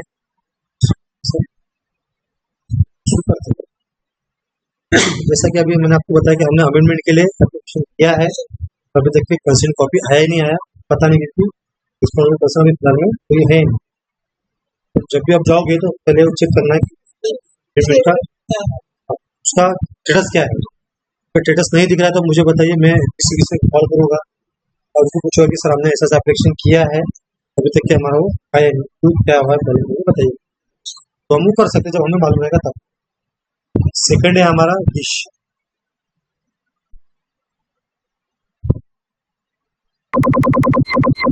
डिश बोले तो director of industrial safety and health, जिसको फैक्ट्री ऑफिसर में बोलते हैं, इससे बोलते हैं फैक्ट्री इंस्पेक्टर, फैक्ट्री ऑफिसर जो है तो यही है डिश। तो डिश के कुछ जो गवर्नमेंट के कुछ नॉर्म्स है अपने, जैसा सेंट्रल फैक्ट्री एक्ट 1948, राष्ट्र फैक्ट्री एक्ट 1960, तो एक्ट है फैक्ट्री एक्ट एक सेंट्रल का और एक इंडस्ट्रियल। उसके अंदर में अपने जैसे मैन पावर रहेगी, अपना जो टाइप्स ऑफ फैक्ट्री में अलग बहुत सारे के टाइप रहते हैं, जैसा हजार्डस भी रहती है, नॉन हजार्डस भी रहती है। अगर आपने यहाँ पे कुछ घातक प्रक्रिया अगर होती है, फार्मास्यूटिकल जो है हजार्डस में आती है। हजार्डस में इसलिए आती है क्योंकि कुछ कुछ फार्मास्यूटिकल्स में केमिकल्स रहते हैं, उसके हजार्डस प्रोसेस रहते हैं, रिएक्टर्स रहते हैं। आज अपने है ही नहीं, पर कल चल के वो आ भी सकता है। अगर हमारा कोई ऐसा प्रोडक्ट है जिसका प्रोसेस हजार्डस रहेगा तो हमारे यहाँ आज भी सकता है। इसलिए उन्होंने क्या किया है कि फार्मास्यूटिकल्स को उसने हजार्डस में डाल दिया, फार्मास्यूटिकल्स हजार्डस में डाल दिया, तो अपना जो फैक्ट्री है हजार्डस में आता है ना, हजार्डस में अपना फैक्ट्री आता है। और जितना अपना मैन पावर रहेगा उसके हिसाब से कंडीशंस रहते हैं। अगर मेरे पास में 200 लोग हैं तो मुझे एक सेफ्टी ऑफिसर लगे, मुझे ऑक्यूपेशनल हेल्थ सेंटर लगे। अगर मेरे पास में 250 लोग हैं तो मुझे एक एम्बुलेंस लगे। ऐसे ऑक्यूपेशनल हेल्थ सेंटर लगेगा। 30 वुमेन्स अगर वर्किंग भी मेरे यहाँ पे है, 30 महिला कर्मचारी अगर मेरा काम कर रहे हैं तो हमें उनके लिए क्विच रूम लगेंगे। क्विच रूम बोले तो पाड़ना घर। 10 आदमी के ऊपर क्या चाहिए, 50 आदमी के ऊपर क्या चाहिए, 100 आदमी के ऊपर क्या चाहिए, तो कितना ड्रिंकिंग वाटर का स्टेशन चाहिए, कितना उनको मिनरल चाहिए, कितना टॉयलेट चाहिए, ये सब एक्ट में दिया। वेंटिलेशन यूनिट कैसा चाहिए, लाइट्स का कैसा चाहिए, ये पूरा एक्ट में दिया और वो पूरी डिटेल्स हम उसके अंदर डालते हैं। तो पूरा हम फॉलो करते हैं।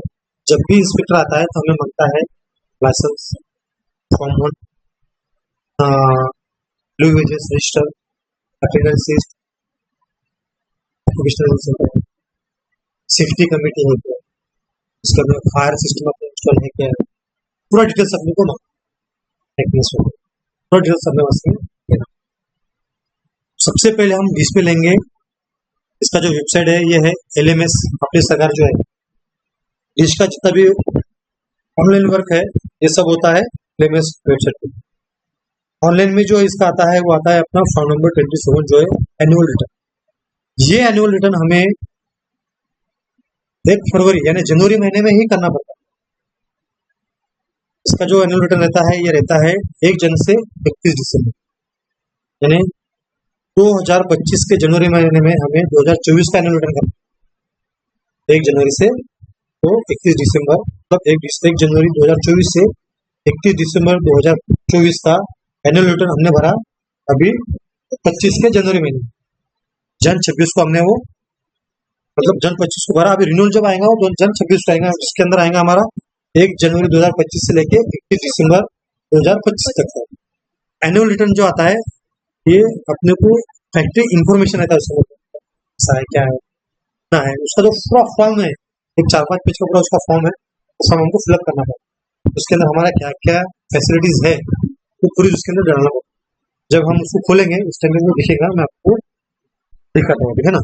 तो इसके लिए जो रिक्वायर्ड डॉक्यूमेंट है वो लगता है फैक्ट्री लाइसेंस जो अपना इसमें है, सर्टिफिकेट ऑफ स्टेबिलिटी, मैं आपको दिखाता हूँ क्या चीज है। एम्प्लॉयमेंट इन्फॉर्मेशन, एम्प्लॉयमेंट इन्फॉर्मेशन मतलब साल में कितने एम्प्लॉयमेंट अपने यहाँ पे लगे, कितने छोड़ के गए, टोटल कितने थे, कितने हैं, उसके अंदर PF में कितने हैं, है ना, उसके अंदर कितने रिटायर हुए, कितनों को हमने निकाला, तो पूरा डाटा हमें लगता है, समझ रहे हो, पूरा डाटा कितने एम्प्लॉय है, कितने आए थे। ESIC नहीं में ESIC में क्या आएगा, जो अभी तुम्हारे पास में करंट है वो आएगा।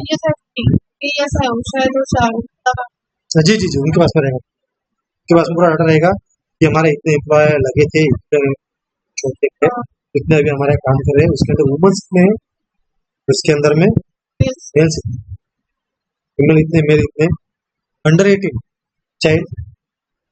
अगर हम ओवर टाइम लेते हैं तो ओवर टाइम कितना हुआ, कितने लोगों ने किया, अगर हमारा एक्सीडेंट हुआ कब हुआ, कैसे हुआ, क्या हुआ, ये सारी चीजें जो है ये फॉर्म नंबर 27 में आता है। जब भी फैक्ट्री इंस्पेक्टर हमारे आता है विजिट के लिए, साल में एक बार तो आता ही है, तो सबसे पहले आपको बनता है फॉर्म नंबर 27 जो हम भरते हैं जनवरी में भरना। तो ये फॉर्म नंबर 27 आपको ईयरली करना पड़ता है, जिसका रिन्यूअल डेट आएगा अभी जनवरी 26 में। अगर हम इसको जनवरी में नहीं करते, अगर फरवरी में करेंगे, उसका हमें पेनल्टी गिरता है 10,000। इसको हमको जनवरी में ही करना पड़ता है।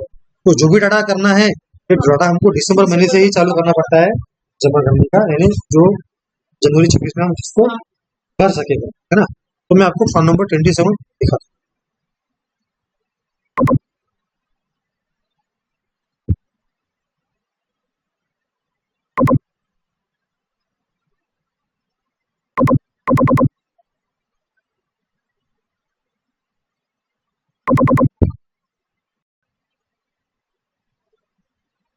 Form number 27 annual return online अपने को फिल करता है। जब हम सरकार पे जाएंगे तो उसके अंदर में आता है ऑनलाइन एनुअल रिटर्न क्या आएगा, आने के बाद में ये एप्लीकेशन ID वगैरह उसमें सब एडमिट लेगा। इसके अंदर कारखाने का तफसील है, जो नंबर है, ये अपना लाइसेंस जो है, फॉर्म नंबर लाइसेंस के ऊपर ही सब सारी चीजें उसके से देखिए अपने को भरना रहता है, जिसमें कारखानदाराचे नाव काय है ना, व्यवस्थापक आहे का, तो पूरा डिटेल्स जो है अपने को लास्ट ईयर का फॉर्म लेंगे तो भी भरते आएगा, है ना। मतलब उसको लास्ट ईयर का जो फॉर्म रहता है उसको देख के हम उसको कर सकते हैं। कारखान्यात स्थैर्य प्रमाणता आहे का, तो स्टेबिलिटी सर्टिफिकेट ऑफ स्टेबिलिटी आपको देखना, स्टेबिलिटी बिल्डिंग का स्टेबिलिटी, हर बिल्डिंग का सर्टिफिकेट का स्टेबिलिटी रहता है, हमारा बिल्डिंग कैसा है, उसका कंस्ट्रक्शन कैसा है, तो कब तक खड़ा रहेगा, कब गिरेगा नहीं रहता है ना, वो सब चीजें उसके अंदर में रहती है। मतलब आपका बिल्डिंग का स्ट्रक्चर कैसा है, स्टेबिलिटी कैसा है, उसका कंडीशन कैसा है, तो पूरा इसके अंदर में रहता है। उसका दिनांक जो रहता है ये 3 साल के लिए रहता है, मैं आपको दिखाऊंगा आगे चल। लाइसेंस है ना, इसमें स्टेबिलिटी सर्टिफिकेट डिटेल्स डालना पड़ता है, बाद में लाइसेंस का डिटेल्स, अपना परवाना का नूतनीकरण कब है, कब निकाला, और उसी के अंदर रहता है हमारा हॉर्स पावर और कामगारांची संख्या है ना, परवाना क्रमांक वर्ष 2025 का अपना कामगार 198 कामगार संख्या अपने पास में अप्रूव किसने का है, 198 लोगों का अपने पास में अभी काम में अप्रूव, 198 लोग नया काम करते हैं इस काम में। अगर ये 200 के ऊपर जाता है ना मैम, तो हमारा स्लैब चेंज हो जाता है। कैसे चेंज होता है, एक्ट जो उसके अंदर जो दिया है, अगर आप कभी पढ़ोगे तो उसके अंदर आपको समझेगा कि फैक्ट एक्ट में अगर 200 लोग है तो क्या है, 100 लोग है तो क्या है। तो हमारा स्लैब 50 इंटू का काउंटेड अगर आपको कैलकुलेशन आप करोगे 50 से जब बढ़ेगा तो हमारा स्लैब चेंज होगा। अभी हम 150 के स्लॅब आहे, 100 पेक्षा जास्त पण 200 पेक्षा कमी, उस वर्ग में भी हम बैठते हैं। तो उस हिसाब से हमें कुछ जो भी निर्बंध है जो लागू है वो हम सब अप्लाई करें, वो सब हमारे पास में है ना। जब हम 200 के ऊपर जाएंगे तो 200 के लिए जो चीजें लग रही है वो हमको इम्प्लीमेंट करना पड़ेगा, वो लेना पड़ेगा। और 200 के ऊपर अगर हमें डॉक्टर लगता है तो डॉक्टर अपॉइंट करना पड़ेगा। फिर 200 के नीचे नहीं लगता है तो नहीं है, तो लगता है तो है, अटैच हॉस्पिटल लगता है तो हॉस्पिटल करना पड़ेगा। जो भी है, जो भी अगर जो लागू होगा वो हमें को करना पड़ेगा, है ना। एम्प्लॉयमेंट इन्फॉर्मेशन, वर्षभरात कारखान्यात चालू असलेल्या दिवसांची संख्या, अपना factory Sunday off minus holiday minus 300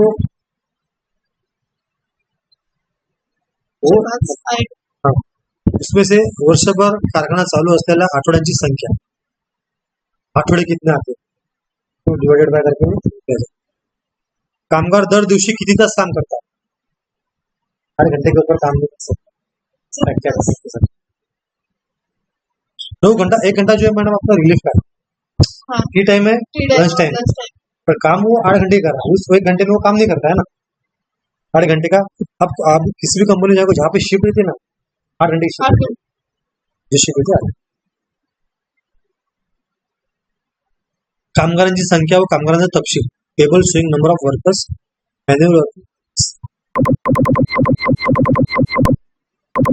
इसके अंदर अगर हम आंकड़ा डालोगे ना तो बाकी का सामने का खुद ले लेगा कैलकुलेशन सब इसमें।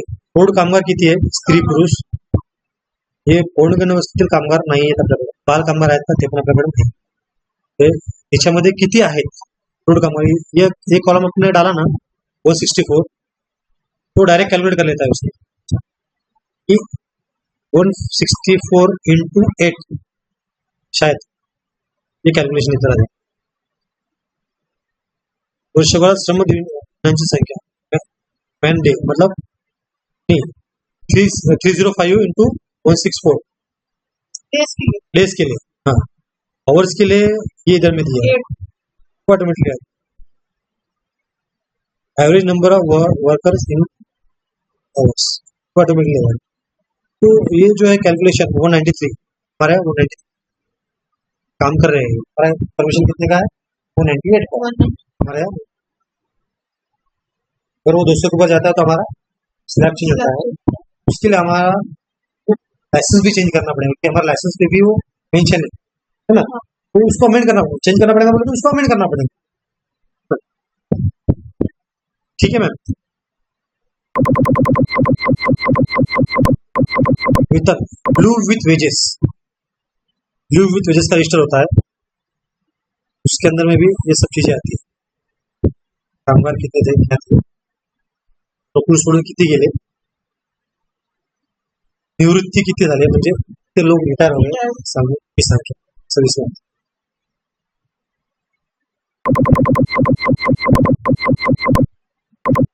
अपने हेल्थ एंड सेफ्टी पॉलिसी आहे का, सेफ्टी पॉलिसी गेट पे लगी, इसके अंदर जो चीजें हम यस कर रहे हैं वो तो हमें करना ही पड़ेगा। अगर यस कर रहे हैं तो वो मांगेगा वो जब भी आएगा वो बोलेगा बताओ तुम्हारा एचएस पॉलिसी, हमारा सेफ्टी कमेटी बताओ, हमारा सेफ्टी कमेटी का एमओएम का रिपोर्ट बताओ, तो जो चीज हम यस करें वो हमारा उसमें है, वो लागू है, वो हमारा उसमें है। Factory act 1948, Maharashtra factory act 1963. 100 आणि 100पेक्षा जास्त कामगार संख्या असणाऱ्याला कलम हे 100 से ज्यादा अगर 100 या 100 से ज्यादा अगर लोग काम कर रहे हैं तो वहाँ पे ये चाहिए ही चाहिए, उसको खुद ही बोल दिया। अगर नहीं है तो हम अप्लाई करना कंप्लेंट दे सकता है, उनको करना ही है। तो हमारे तो तुम उसको कैसे मैं क्या करते हो, जो तुम्हारा सेफ्टी पॉलिसी तो उसको कैसे शो कर रहे हो on notice board, notice board पे लगाया, नोटिस पे लगाया। कारखान्यात कारखान्याची लिखित स्वरूपाची सुरक्षा कामाची पद्धत एसओपी, हर चीज की एसओपी है, हर चीज जितने भी प्रोसेस अपने होती है, जितना भी काम अपने होता है, हर चीज की हर काम की एक एसओपी है। एसओपी बोले तो से स्टैंडर्ड ऑपरेटिंग प्रोसेस। हर काम करते हम अगर टैबलेट भी लिखा रहे हैं, क्लीनिंग भी कर रहे हैं, है ना, चीज भी कर रहे हैं, तो हर चीज का हमारा एसओपी है। एसओपी के हिसाब से हम सब चीजें करते हैं, है ना। On side emergency plan, on side emergency plan बोले तो अपन उत्पादक प्रक्रिया में आते हैं। फैक्ट्री जो है आपको बताइए तो फार्मास्यूटिकल्स है, हजरत में, तो हजरत में आता है, इसलिए हमें क्या है ऑन साइड इमरजेंसी प्लान हमारा चाहिए। अगर हमारा इमरजेंसी होती है तो उसके लिए हम कितने तैयार है, उसके लिए हमारे पास में क्या प्लान है, इसके लिए हमारा वो टीम है क्या, कुछ चीज अपने पास में, ठीक है, कुछ चीज अपने पास में है, अगर ये और कुछ इसके अंदर बहुत सारी चीजें, इसके अंदर बहुत सारी चीजें हैं, यहाँ पे चीजें नहीं जी मेरे पास में, ये चीजें आपको बस में मैं हूँ तो मैं तो दिखाऊंगा, अगर मैं नहीं रहा तो एक पर्सन है जिसको शो करता है, तो ये चीज अगर अपने पास में यस है तो अपने पास में है, नहीं है तो अपन कंप्लाई करें। सेफ्टी कमेटी अपने पास में है, उसका एमओ अपन लेते हैं। अपने पास में आपातकालीन जो इमरजेंसी इसके प्लान रहता है ना, पेज पे लगा हुआ है, मैप लगा हुआ है, कैसा करना है, अपना मोटिल भी होती है, अगर आपको मोटिल भी होती है तो मोटिल लेते हैं क्या, हाँ हाँ लेते हैं, इसका अपने पास में रिकॉर्ड है, इसका तो सारी चीजें अपने पास में। सेफ्टी कमेटी भी अपने पास में है, फायर फाइटिंग इक्विपमेंट्स भी अपने पास में है, ये सारी डिटेल्स इसके अंदर अपने को रखना पड़ता है। सेफ्टी ऑफिसर भी अपने यहाँ है, पहले 2 था, अभी एक छोड़ दिया है। कॅन्टीन 250 पेक्षा जास्त कामगार असल्यास कॅन्टीन कंपल्सरी, उसमें चाहिए नहीं नहीं गई, इसलिए नॉट अप्लीकेबल। 200 के ऊपर है तो अपने को भी देना पड़ेगा।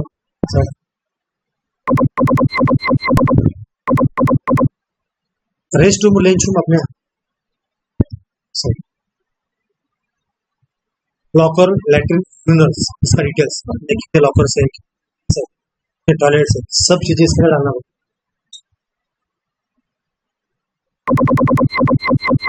किच रूम पाड़ना घर भी अपने यहाँ। एक बार आप ये फॉर्म लेके ना सब देखो,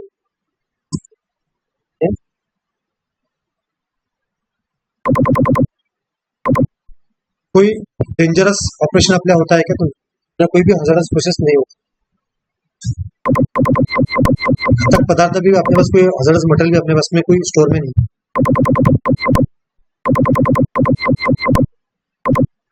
मेडिकल एग्जामिनेशन अपने होता है, अपन ईयरली करते हैं, है ना।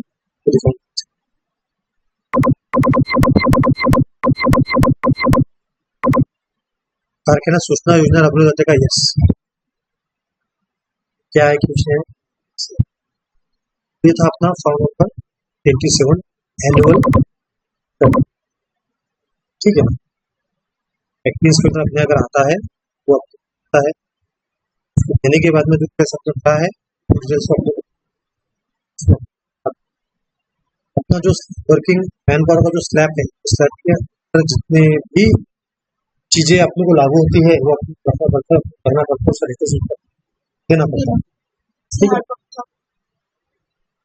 इसका हार्ड कॉपी तो आपको सबमिट करने के बाद में आ जाती है, वो तो फाइल में रखती है, आपको जो सबमिट करेगी वो आएगा तो आपको हार्ड कॉपी मांगेगा। हाँ, आपने अगर सेलिब्रिटी यस बोला है तो आपको हार्ड कॉपी मांगेगा सेलिब्रिटी अपने पास में रखने पड़ता है। तो उसका एक फाइल इधर में है, ठीक है मैम।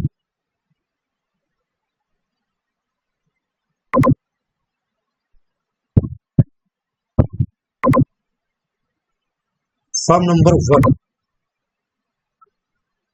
ये application for permission to construct new factory, या तो फिर कोई बिल्डिंग में फैक्ट्री शुरू करना है उसके लिए, या तो फिर कुछ रिन्यू करना है अपने के अंदर, उसके लिए भी अपने को फॉर्म नंबर 1 फिलअप करना है। 5 साल का इसका भी वारंटी रहता है। उसका अभी नवंबर 2000 आएगा, ये भी ऑनलाइन होता है, ठीक है।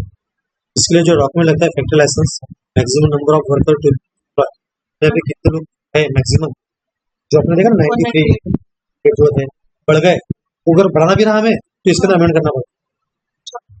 200 अगर हो जाएंगे तो हमको कहना कि दिखाना पड़ेगा ना, तो इसमें अमेंड करना इसको बताया ना। हाँ, तो नहीं लाइसेंस पे अपना भी लाइसेंस पेपर मैं आपको दिखाऊंगा। अगर ये बढ़ाना भी है तो हमको फॉर्म नंबर 1 से देखिए उसको कराना पड़ेगा। जब आप उसको खोलेंगे, हॉर्स पावर बोल दो एचपी, हॉर्स पावर बोल दो एचपी, अपने प्लांट में जो इलेक्ट्रिसिटी जो है कितना एचपी पावर सप्लाई अपने इसमें है 2000 केवी का एचपी पावर। असल में आपको फुल नेम ऑफ डायरेक्टर, आपके एड्रेस और ओल्ड फोन नंबर अगर हम उसको मेक करते हैं उस हिसाब से है। तो मैं आपको फॉर्म 1 दिखाता हूँ वो कैसा था, है ना।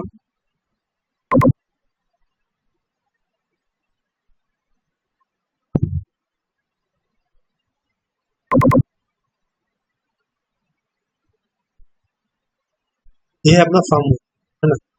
Application for permission to construct new factory, to extend factory, take into use any building as a factory, application for registration and notice to application specification section 6 and section 7, grant of licence, renewal of licence of factory.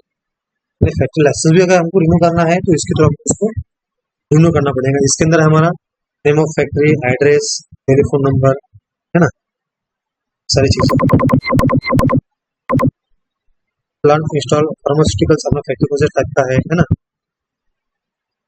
Flow chart of manufacturing कुछ compulsory कुछ documents है इसके नाम, map वगैरह जो रहता है ना। Maximum number of touring day इसमें अपना दिया है हमारे फीमेल 28 है, मेल 170 है, टोटल क्वांटिटी 190। और हमारा इंस्टॉल पावर एचपी, हाँ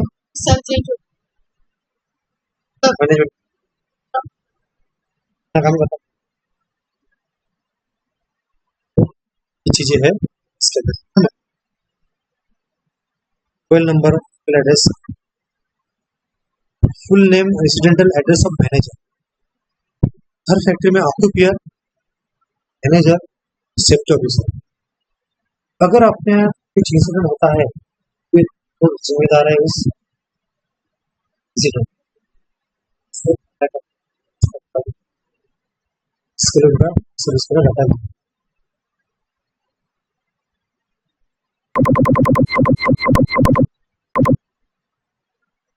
ये अपना फैक्ट्री कौन से सेक्शन के अंदर में आता है, लाइसेंस नंबर, डेट ऑफ, जब उसको अपन ने होने वाला है वो चीजें, date of this,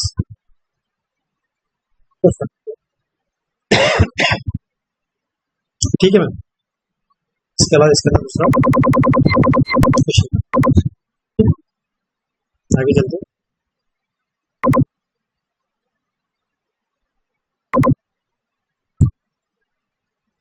form number 4 factory licence. Form number 1 भरने, 1 के बाद में इसका लाइसेंस, फैक्ट्री लाइसेंस जिसको बोलते हैं, हमारा परवाना चलाना सा परवाना लाइसेंस। उसका भी जो फीस रहता है वो 5 ईयरली है, उसका रिन्यूअल दिसंबर में उसका रिन्यूअल है।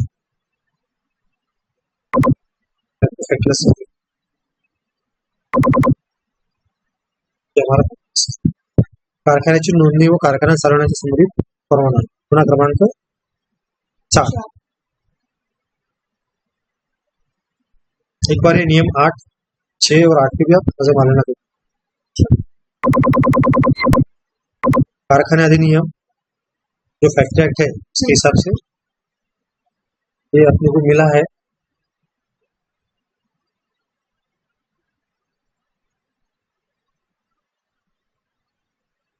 इसके हिसाब से हमें एका दिवशी 200पर्यंत कामगार लावण्याची, 2000 पर्यंत अश्वशक्ती उपयोगात आणण्याची परवानगी आहे। मतलब 150 लोगों का परवाना था। अभी जो है उन्हें फॉर्म में भर के उसको रिन्यू किया। अभी कितना हो गया अपना 198 और हॉर्स पावर अपना 2000 का ही है। तो ये उसका डीजल हो गया, ये अपना लाइसेंस।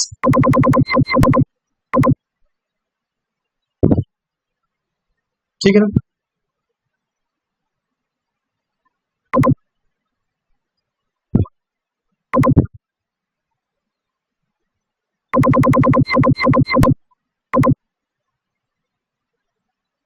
फॉर्म 11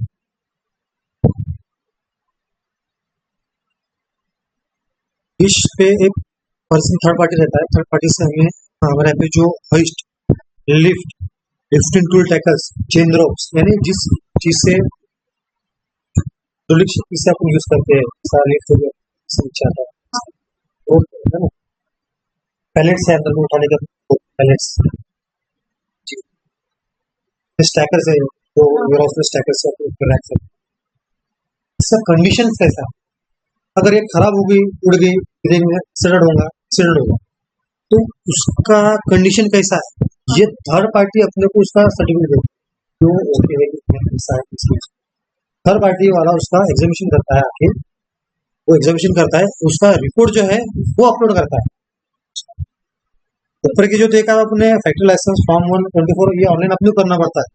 और form number 11, form number 30, form number 7 ये जो चीजें हैं, ये जो थर्ड पर्सन से अपन कराते हैं, जो उनका थर्ड पर्सन जो अप्रूव है, जो कि जिससे अप्रूव है, तो जिससे अप्रूव पर्सन है उसी से हम कराते हैं। उसका रिस्पॉन्सिबिलिटी है कि वो अपना जो भी चीज करेगा, जो भी एग्जामिनेशन करेगा, उसके रिपोर्ट वो सबमिट करे डिश ऑफिस में, और उसका एक कॉपी देता है अपने को, है ना। वो कॉपी में आपको दिखाता हूँ। ये करते हैं ट्विस इन ईयर, मतलब हाफ ईयरली 6 मंथली अपने को ये करना पड़ता है एग्जामिनेशन, है ना। फॉर्म नंबर 11 जो अभी हम अगस्त में करने वाले हैं।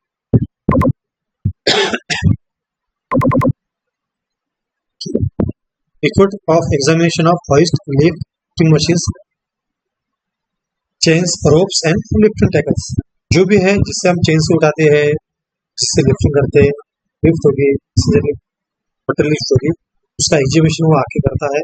उसका पूरा एक चेकलिस्ट है, वो चेकलिस्ट भरता है, उसको देखता है, उसको टेस्ट करता है। टेस्ट करने के बाद में वो सर्टिफिकेट, अगर वो उसके अंदर फेल होता है तो अपन क्या करते हैं, उस चीज को निकाल देते हैं। तो ये है फॉर्म नंबर 11।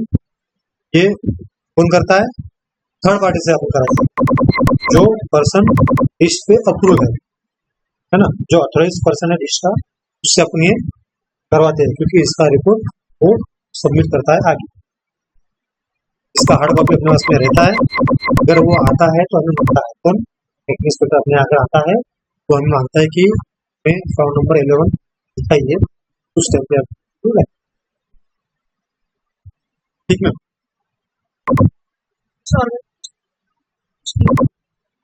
नहीं, अपने को बुलाना पड़ता है, वो नहीं भेजते का उसको। इसके ऊपर सिर्फ अपने को मिल सकता है कि कौन से लोग हैं जो चीज करते हैं, तो अपने को अपॉइंट करना पड़ता है, उनको अपने करना पड़ता है एग्जीबिशन थर्ड पार्टी। जिस तरह से फॉर्म 11 है, सेम उस तरह से फॉर्म 13 भी थर्ड पार्टी पर्सन ही करता है, जो अप्रूव है डिश पे, इसके ऊपर में पोर्टल पे, उससे हम कराते हैं, साल में 2 बार कराते हैं। तो फॉर्म नंबर 13 में आपको दिखा,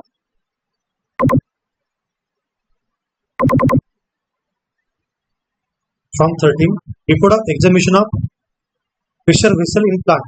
हमारे यहाँ पे कुछ प्रेशर वेसल है जिसके अंदर में हम हमारा प्रोडक्शन में काम आता है।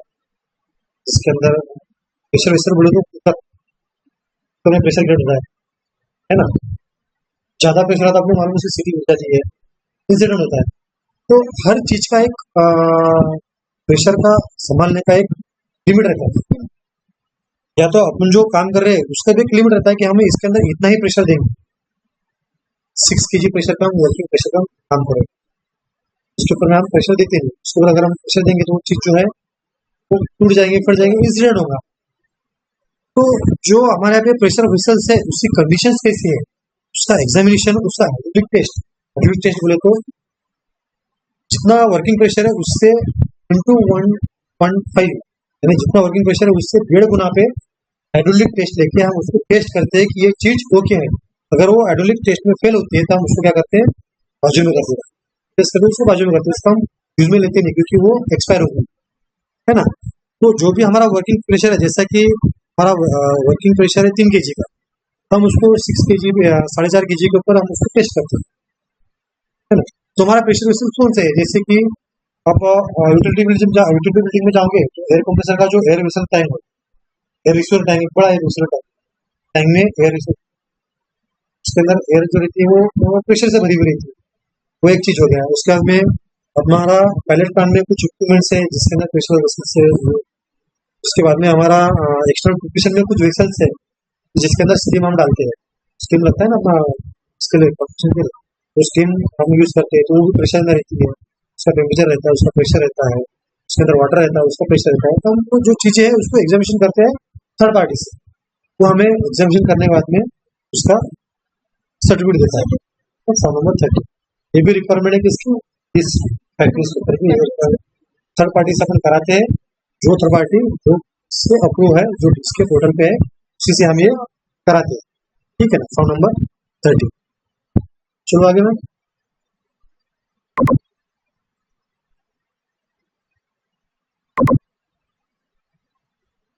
Form number 7, medical health checkup report, जो हम ईयरली कराते हैं।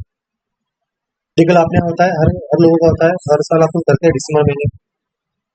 जो डिश के ऊपर सर्टिफाइड सर्जन है, डिश के ऊपर में उनका एक सर्टिफाइड सर्जन का एक लिस्ट ही है, वही फर्स्ट एड मतलब मेडिकल चेकअप हमारा कर सकते हैं। हम किसी डॉक्टर बता के नहीं कर सकते का कुछ उसी टेस्ट करना है, क्या करना है का जो हाँ रिसर्च अपने आप।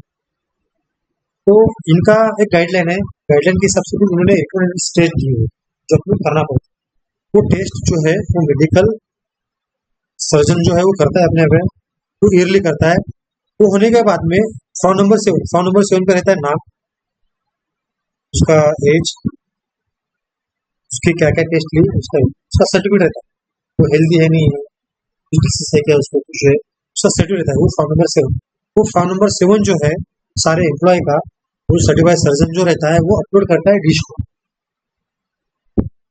कराते हैं उससे, वो अपलोड करता है, उसका एक कॉपी अपलोड देता है, ठीक है। Form 4, form 1, form 27 factory licence, ये जो है ऑनलाइन करना पड़ता है, ये अपन करते हैं LMS से। फॉर्म 11, फॉर्म 13, फॉर्म 7 ये थर्ड पार्टी करते हैं, जो डिश के ऊपर अप्रूव है उसे अपन कराते हैं, वो अपलोड करते हैं। उसके बाद में है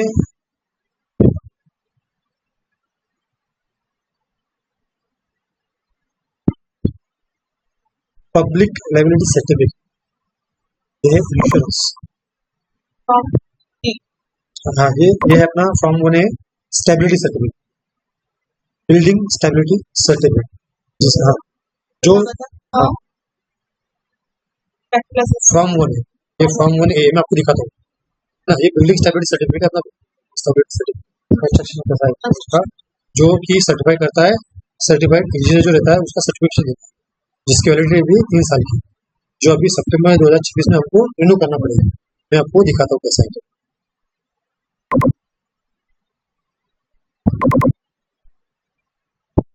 form number 1A rule 3A है ना, अक्कर इंजीनियर एंड एसोसिएशन जो सर्टिफाइड इंजीनियर है इससे हम हमारा स्टेबिलिटी कराते हैं।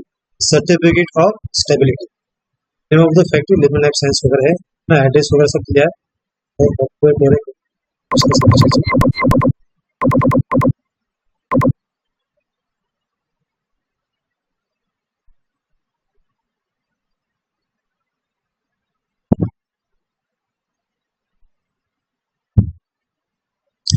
अपने की जो मशीन है बिल्डिंग से जितना भी मटेरियल आपने इंस्टॉल किया हुआ है उसका ये पूरा स्टेबिलिटी सर्टिफिकेट इसका तो 3 साल का इसका वैलिडिटी है ना, ठीक है क्लास में।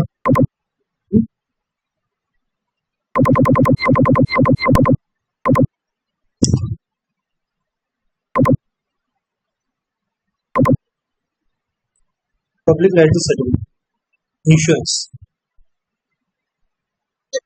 ईयरली करते हैं अपन, मार्च महीने में उसका रिव्यू आएगा, मार्च में क्या है इंश्योरेंस कंपनी से सब किसी के है नहीं मेल दिखा इसमें सब आता है ना। ये बोले तो director of industrial safety and health, factory inspector ये बोलते हैं ना,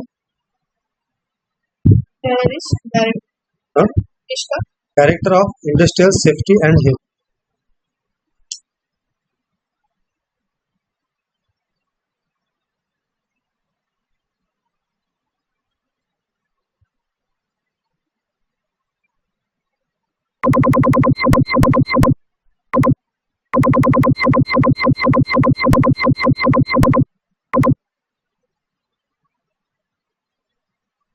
नेक्स्ट है अपना बॉयलर।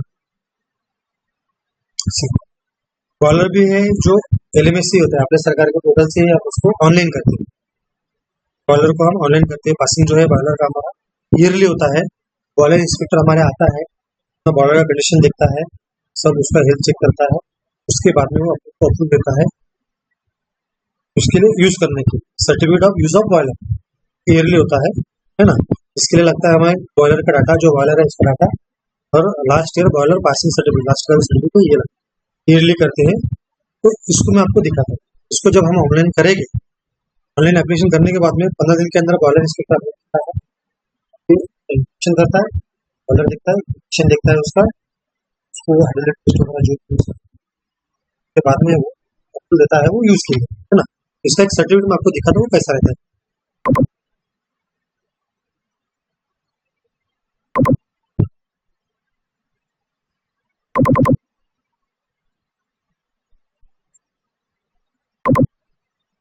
इसका सर्टिफिकेट में अभी है नहीं।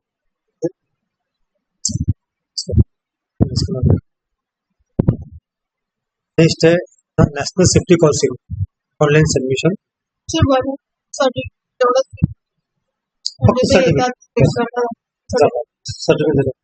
त्याला चेक करतात, कंडिशन ओके असते तर वाल्याची तर ते आपल्याला ग्रँट करतात, नाही तर मग त्याच्यामध्ये त्यांनी जर ते पॉईंट दिले तर आपल्याला अप्लाय करावं लागते। अप्लाय केल्यानंतर त्यांना रिपोर्ट द्यावा लागतो, त्याच्यानंतर आपल्याला बॉयलर यूज करण्यासाठी सर्टिफिकेट, त्यांच्या सर्टिफिकेट व्यतिरिक्त आपण बॉयलर यूज करू शकतो। हा क्लास ऑफिसर असतो गव्हर्नमेंटचा, ठीक आहे। नॅशनल सेफ्टी काउन्सिल जे आहे हे फॅक्टरीमध्ये आधी काय होतं, सेफ्टी नावाची गोष्ट नव्हती, भरपूर ऍक्सिडेंट होते, भरपूर बहुत सारे इंसिडेंट होते थे, एक्सीडेंट होते थे। तो उसको कंट्रोल करने के लिए जो हमारा स्टॉक लेबर है, उन्होंने क्या एक नेशनल सेफ्टी काउंसिल स्थापना की, उन्होंने नेशनल सेफ्टी काउंसिल को बनाया। उसका एक ही काम है कि हर फैक्ट्री में जाके सेफ्टी को प्रोत्साहन करना, उसको सेफ्टी के लिए लोगों को जागरूक रखना, एक्सीडेंट जो है उसको उस नेशनल सेफ्टी काउंसिल के भी मेंबर, इसलिए हम हर 4 मार्च को सेफ्टी सेलिब्रेट करते हैं। नेशनल गवर्नमेंट डे हम सेलिब्रेट करते हैं। हमारे जितने भी नेशनल प्रोग्राम से जो सेफ्टी से और हेल्थ से रिलेटेड है वो सब हम करते हैं। इसका मेंबरशिप जो है 2 साल के लिए रहता है, अप्रैल 2027 में उसका रिन्यूअल है, ठीक है। इसके अंदर कुछ लगता नहीं है, बस अपना डाल दिया ये रहता है, उसके अलावा कुछ रहता है। उसके बाद में है अभी रिन्यू हुआ, अभी हुआ है 27 में रिन्यूअल। नेक्स्ट है अपना MIDC fire department. MIDC fire department का हाफ ईयरली एक फॉर्म बी का रिक्वायरमेंट है। फॉर्म बी बोले तो ये है अपना जो हमारे यहाँ जो सिस्टम इंस्टॉल किया है उसका हेल्थ सर्टिफिकेट, मतलब कि हमारा सिस्टम एक्टिव है और गुड कंडीशन में वर्किंग कर। तो ये जो है ये हमें देता है कि जो महाराष्ट्र गवर्नमेंट का, महाराष्ट्र फायर डिपार्टमेंट का जो लाइसेंस एजेंसी है थर्ड पार्टी, जो अप्रूव्ड है महाराष्ट्र फायर सर्विस के पोर्टल पे, जो अप्रूव्ड एजेंसी है वो हमें फॉर्म भी इश्यू करता है। फॉर्म भी में क्या रहता है, हमारे यहाँ पे जो फायर सिस्टम इंस्टॉल की है, जिसकी हमने एनओसी निकाला है, जिसकी हमें एनओसी आई है, हमें पहले फैक्ट्री जब हमने शुरू की उस टाइम पे हमको फायर डिपार्टमेंट ने एनओसी दिया, प्रोविजनल एनओसी दिया कि भाई आपकी जो फैक्ट्री है, आपकी फैक्ट्री में फायर के हमको ये सिस्टम फायर की चाहिए। As per factory fire prevention act जो है, महाराष्ट्र फायर प्रिवेंशन एक्ट 2016 के हिसाब से आपको अपने यहाँ पे ये सिस्टम चाहिए। उन्होंने हमको प्रोविजनल एनओसी दिया। वो प्रोविजनल एनओसी के हिसाब से हमने हमारे यहाँ पे जो थर्ड पार्टी एजेंसी है उनके थ्रू हमने हमारे यहाँ पे वो सिस्टम इंस्टॉल की। इंस्टॉल करने के बाद में हमने उनको फॉर्म ए दिया। फॉर्म ए देने के बाद में जो एरिया का डिविजनल फायर ऑफिसर है, जैसा अपना नागपुर डिवीजन में आता है, नागपुर डिवीजनल का चीफ फायर ऑफिसर जो है, अपना डिविजनल फायर ऑफिसर जो है, वो अपने पे आया, उसने अपने इंस्पेक्शन किया, उसने पूरा देखा कि नहीं हमारा जो सिस्टम है ये as per fire prevention act जो है 2016 के हिसाब से इन्होंने इंस्टॉल की है। वो देखने के बाद में उसको फाइनल एनओसी इशू किया। बट फाइनल एनओसी इशू करने के बाद में एक तो उसको ईयरली रिन्यू करना पड़ता है। अगर उसको ईयरली रिन्यू नहीं करते हैं तो हमको 6 मंथली, साल में 2 बार फॉर्म बी जो आता है, फॉर्म बी फायर का, ये हमें सबमिट करना पड़ता है फायर डिपार्टमेंट। फॉर्म बी जो देता है थर्ड पार्टी। थर्ड पार्टी कौन सी? जो पार्टी महाराष्ट्र फायर सर्विस के पोर्टल पे रजिस्टर है, जिसके पास में लाइसेंस है, उसी से हम फॉर्म बी लेते हैं। वो फॉर्म बी लेने के बाद में हम उसको सबमिट करते हैं फायर डिपार्टमेंट के पास में। वो हमें मांगता है या वो हमारे पास में आता है, हमें पूछता है कि तुमका फॉर्म था। एक दो डॉक्यूमेंट मांगता है। एक मांगता है अपने को फायर एनओसी जो अपने पास में है एमआईडीसी का, दूसरा मांगता है फॉर्म बी, वो अपन लेते हैं। वो हम लेते हैं एवरी जन और एवरी जुलाई। जनवरी में लेने के बाद में सेकंड आएगा जुलाई में, 6 मंथ के बाद में। साल में 2 बार हम उसको लेते हैं, एवरी जनवरी और एवरी जुलाई। हम उसको जो सर्टिफाइड लाइसेंस एजेंसी है उससे हम वो लेते हैं। अभी जुलाई में हम उसको लेंगे। हाँ, इसको सबमिट करने के लिए ऐसा है, फॉर्म बी और फायर ऑडिट रिपोर्ट, एक गवर्नमेंट का चेकलिस्ट है, तो चेकलिस्ट और फॉर्म बी।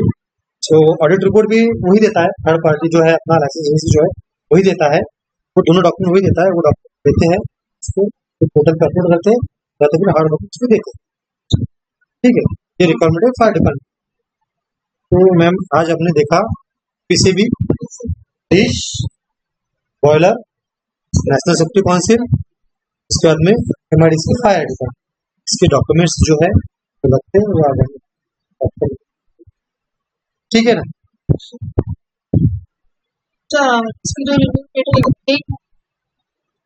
जी, वैसे तो मेरे ध्यान में रहता है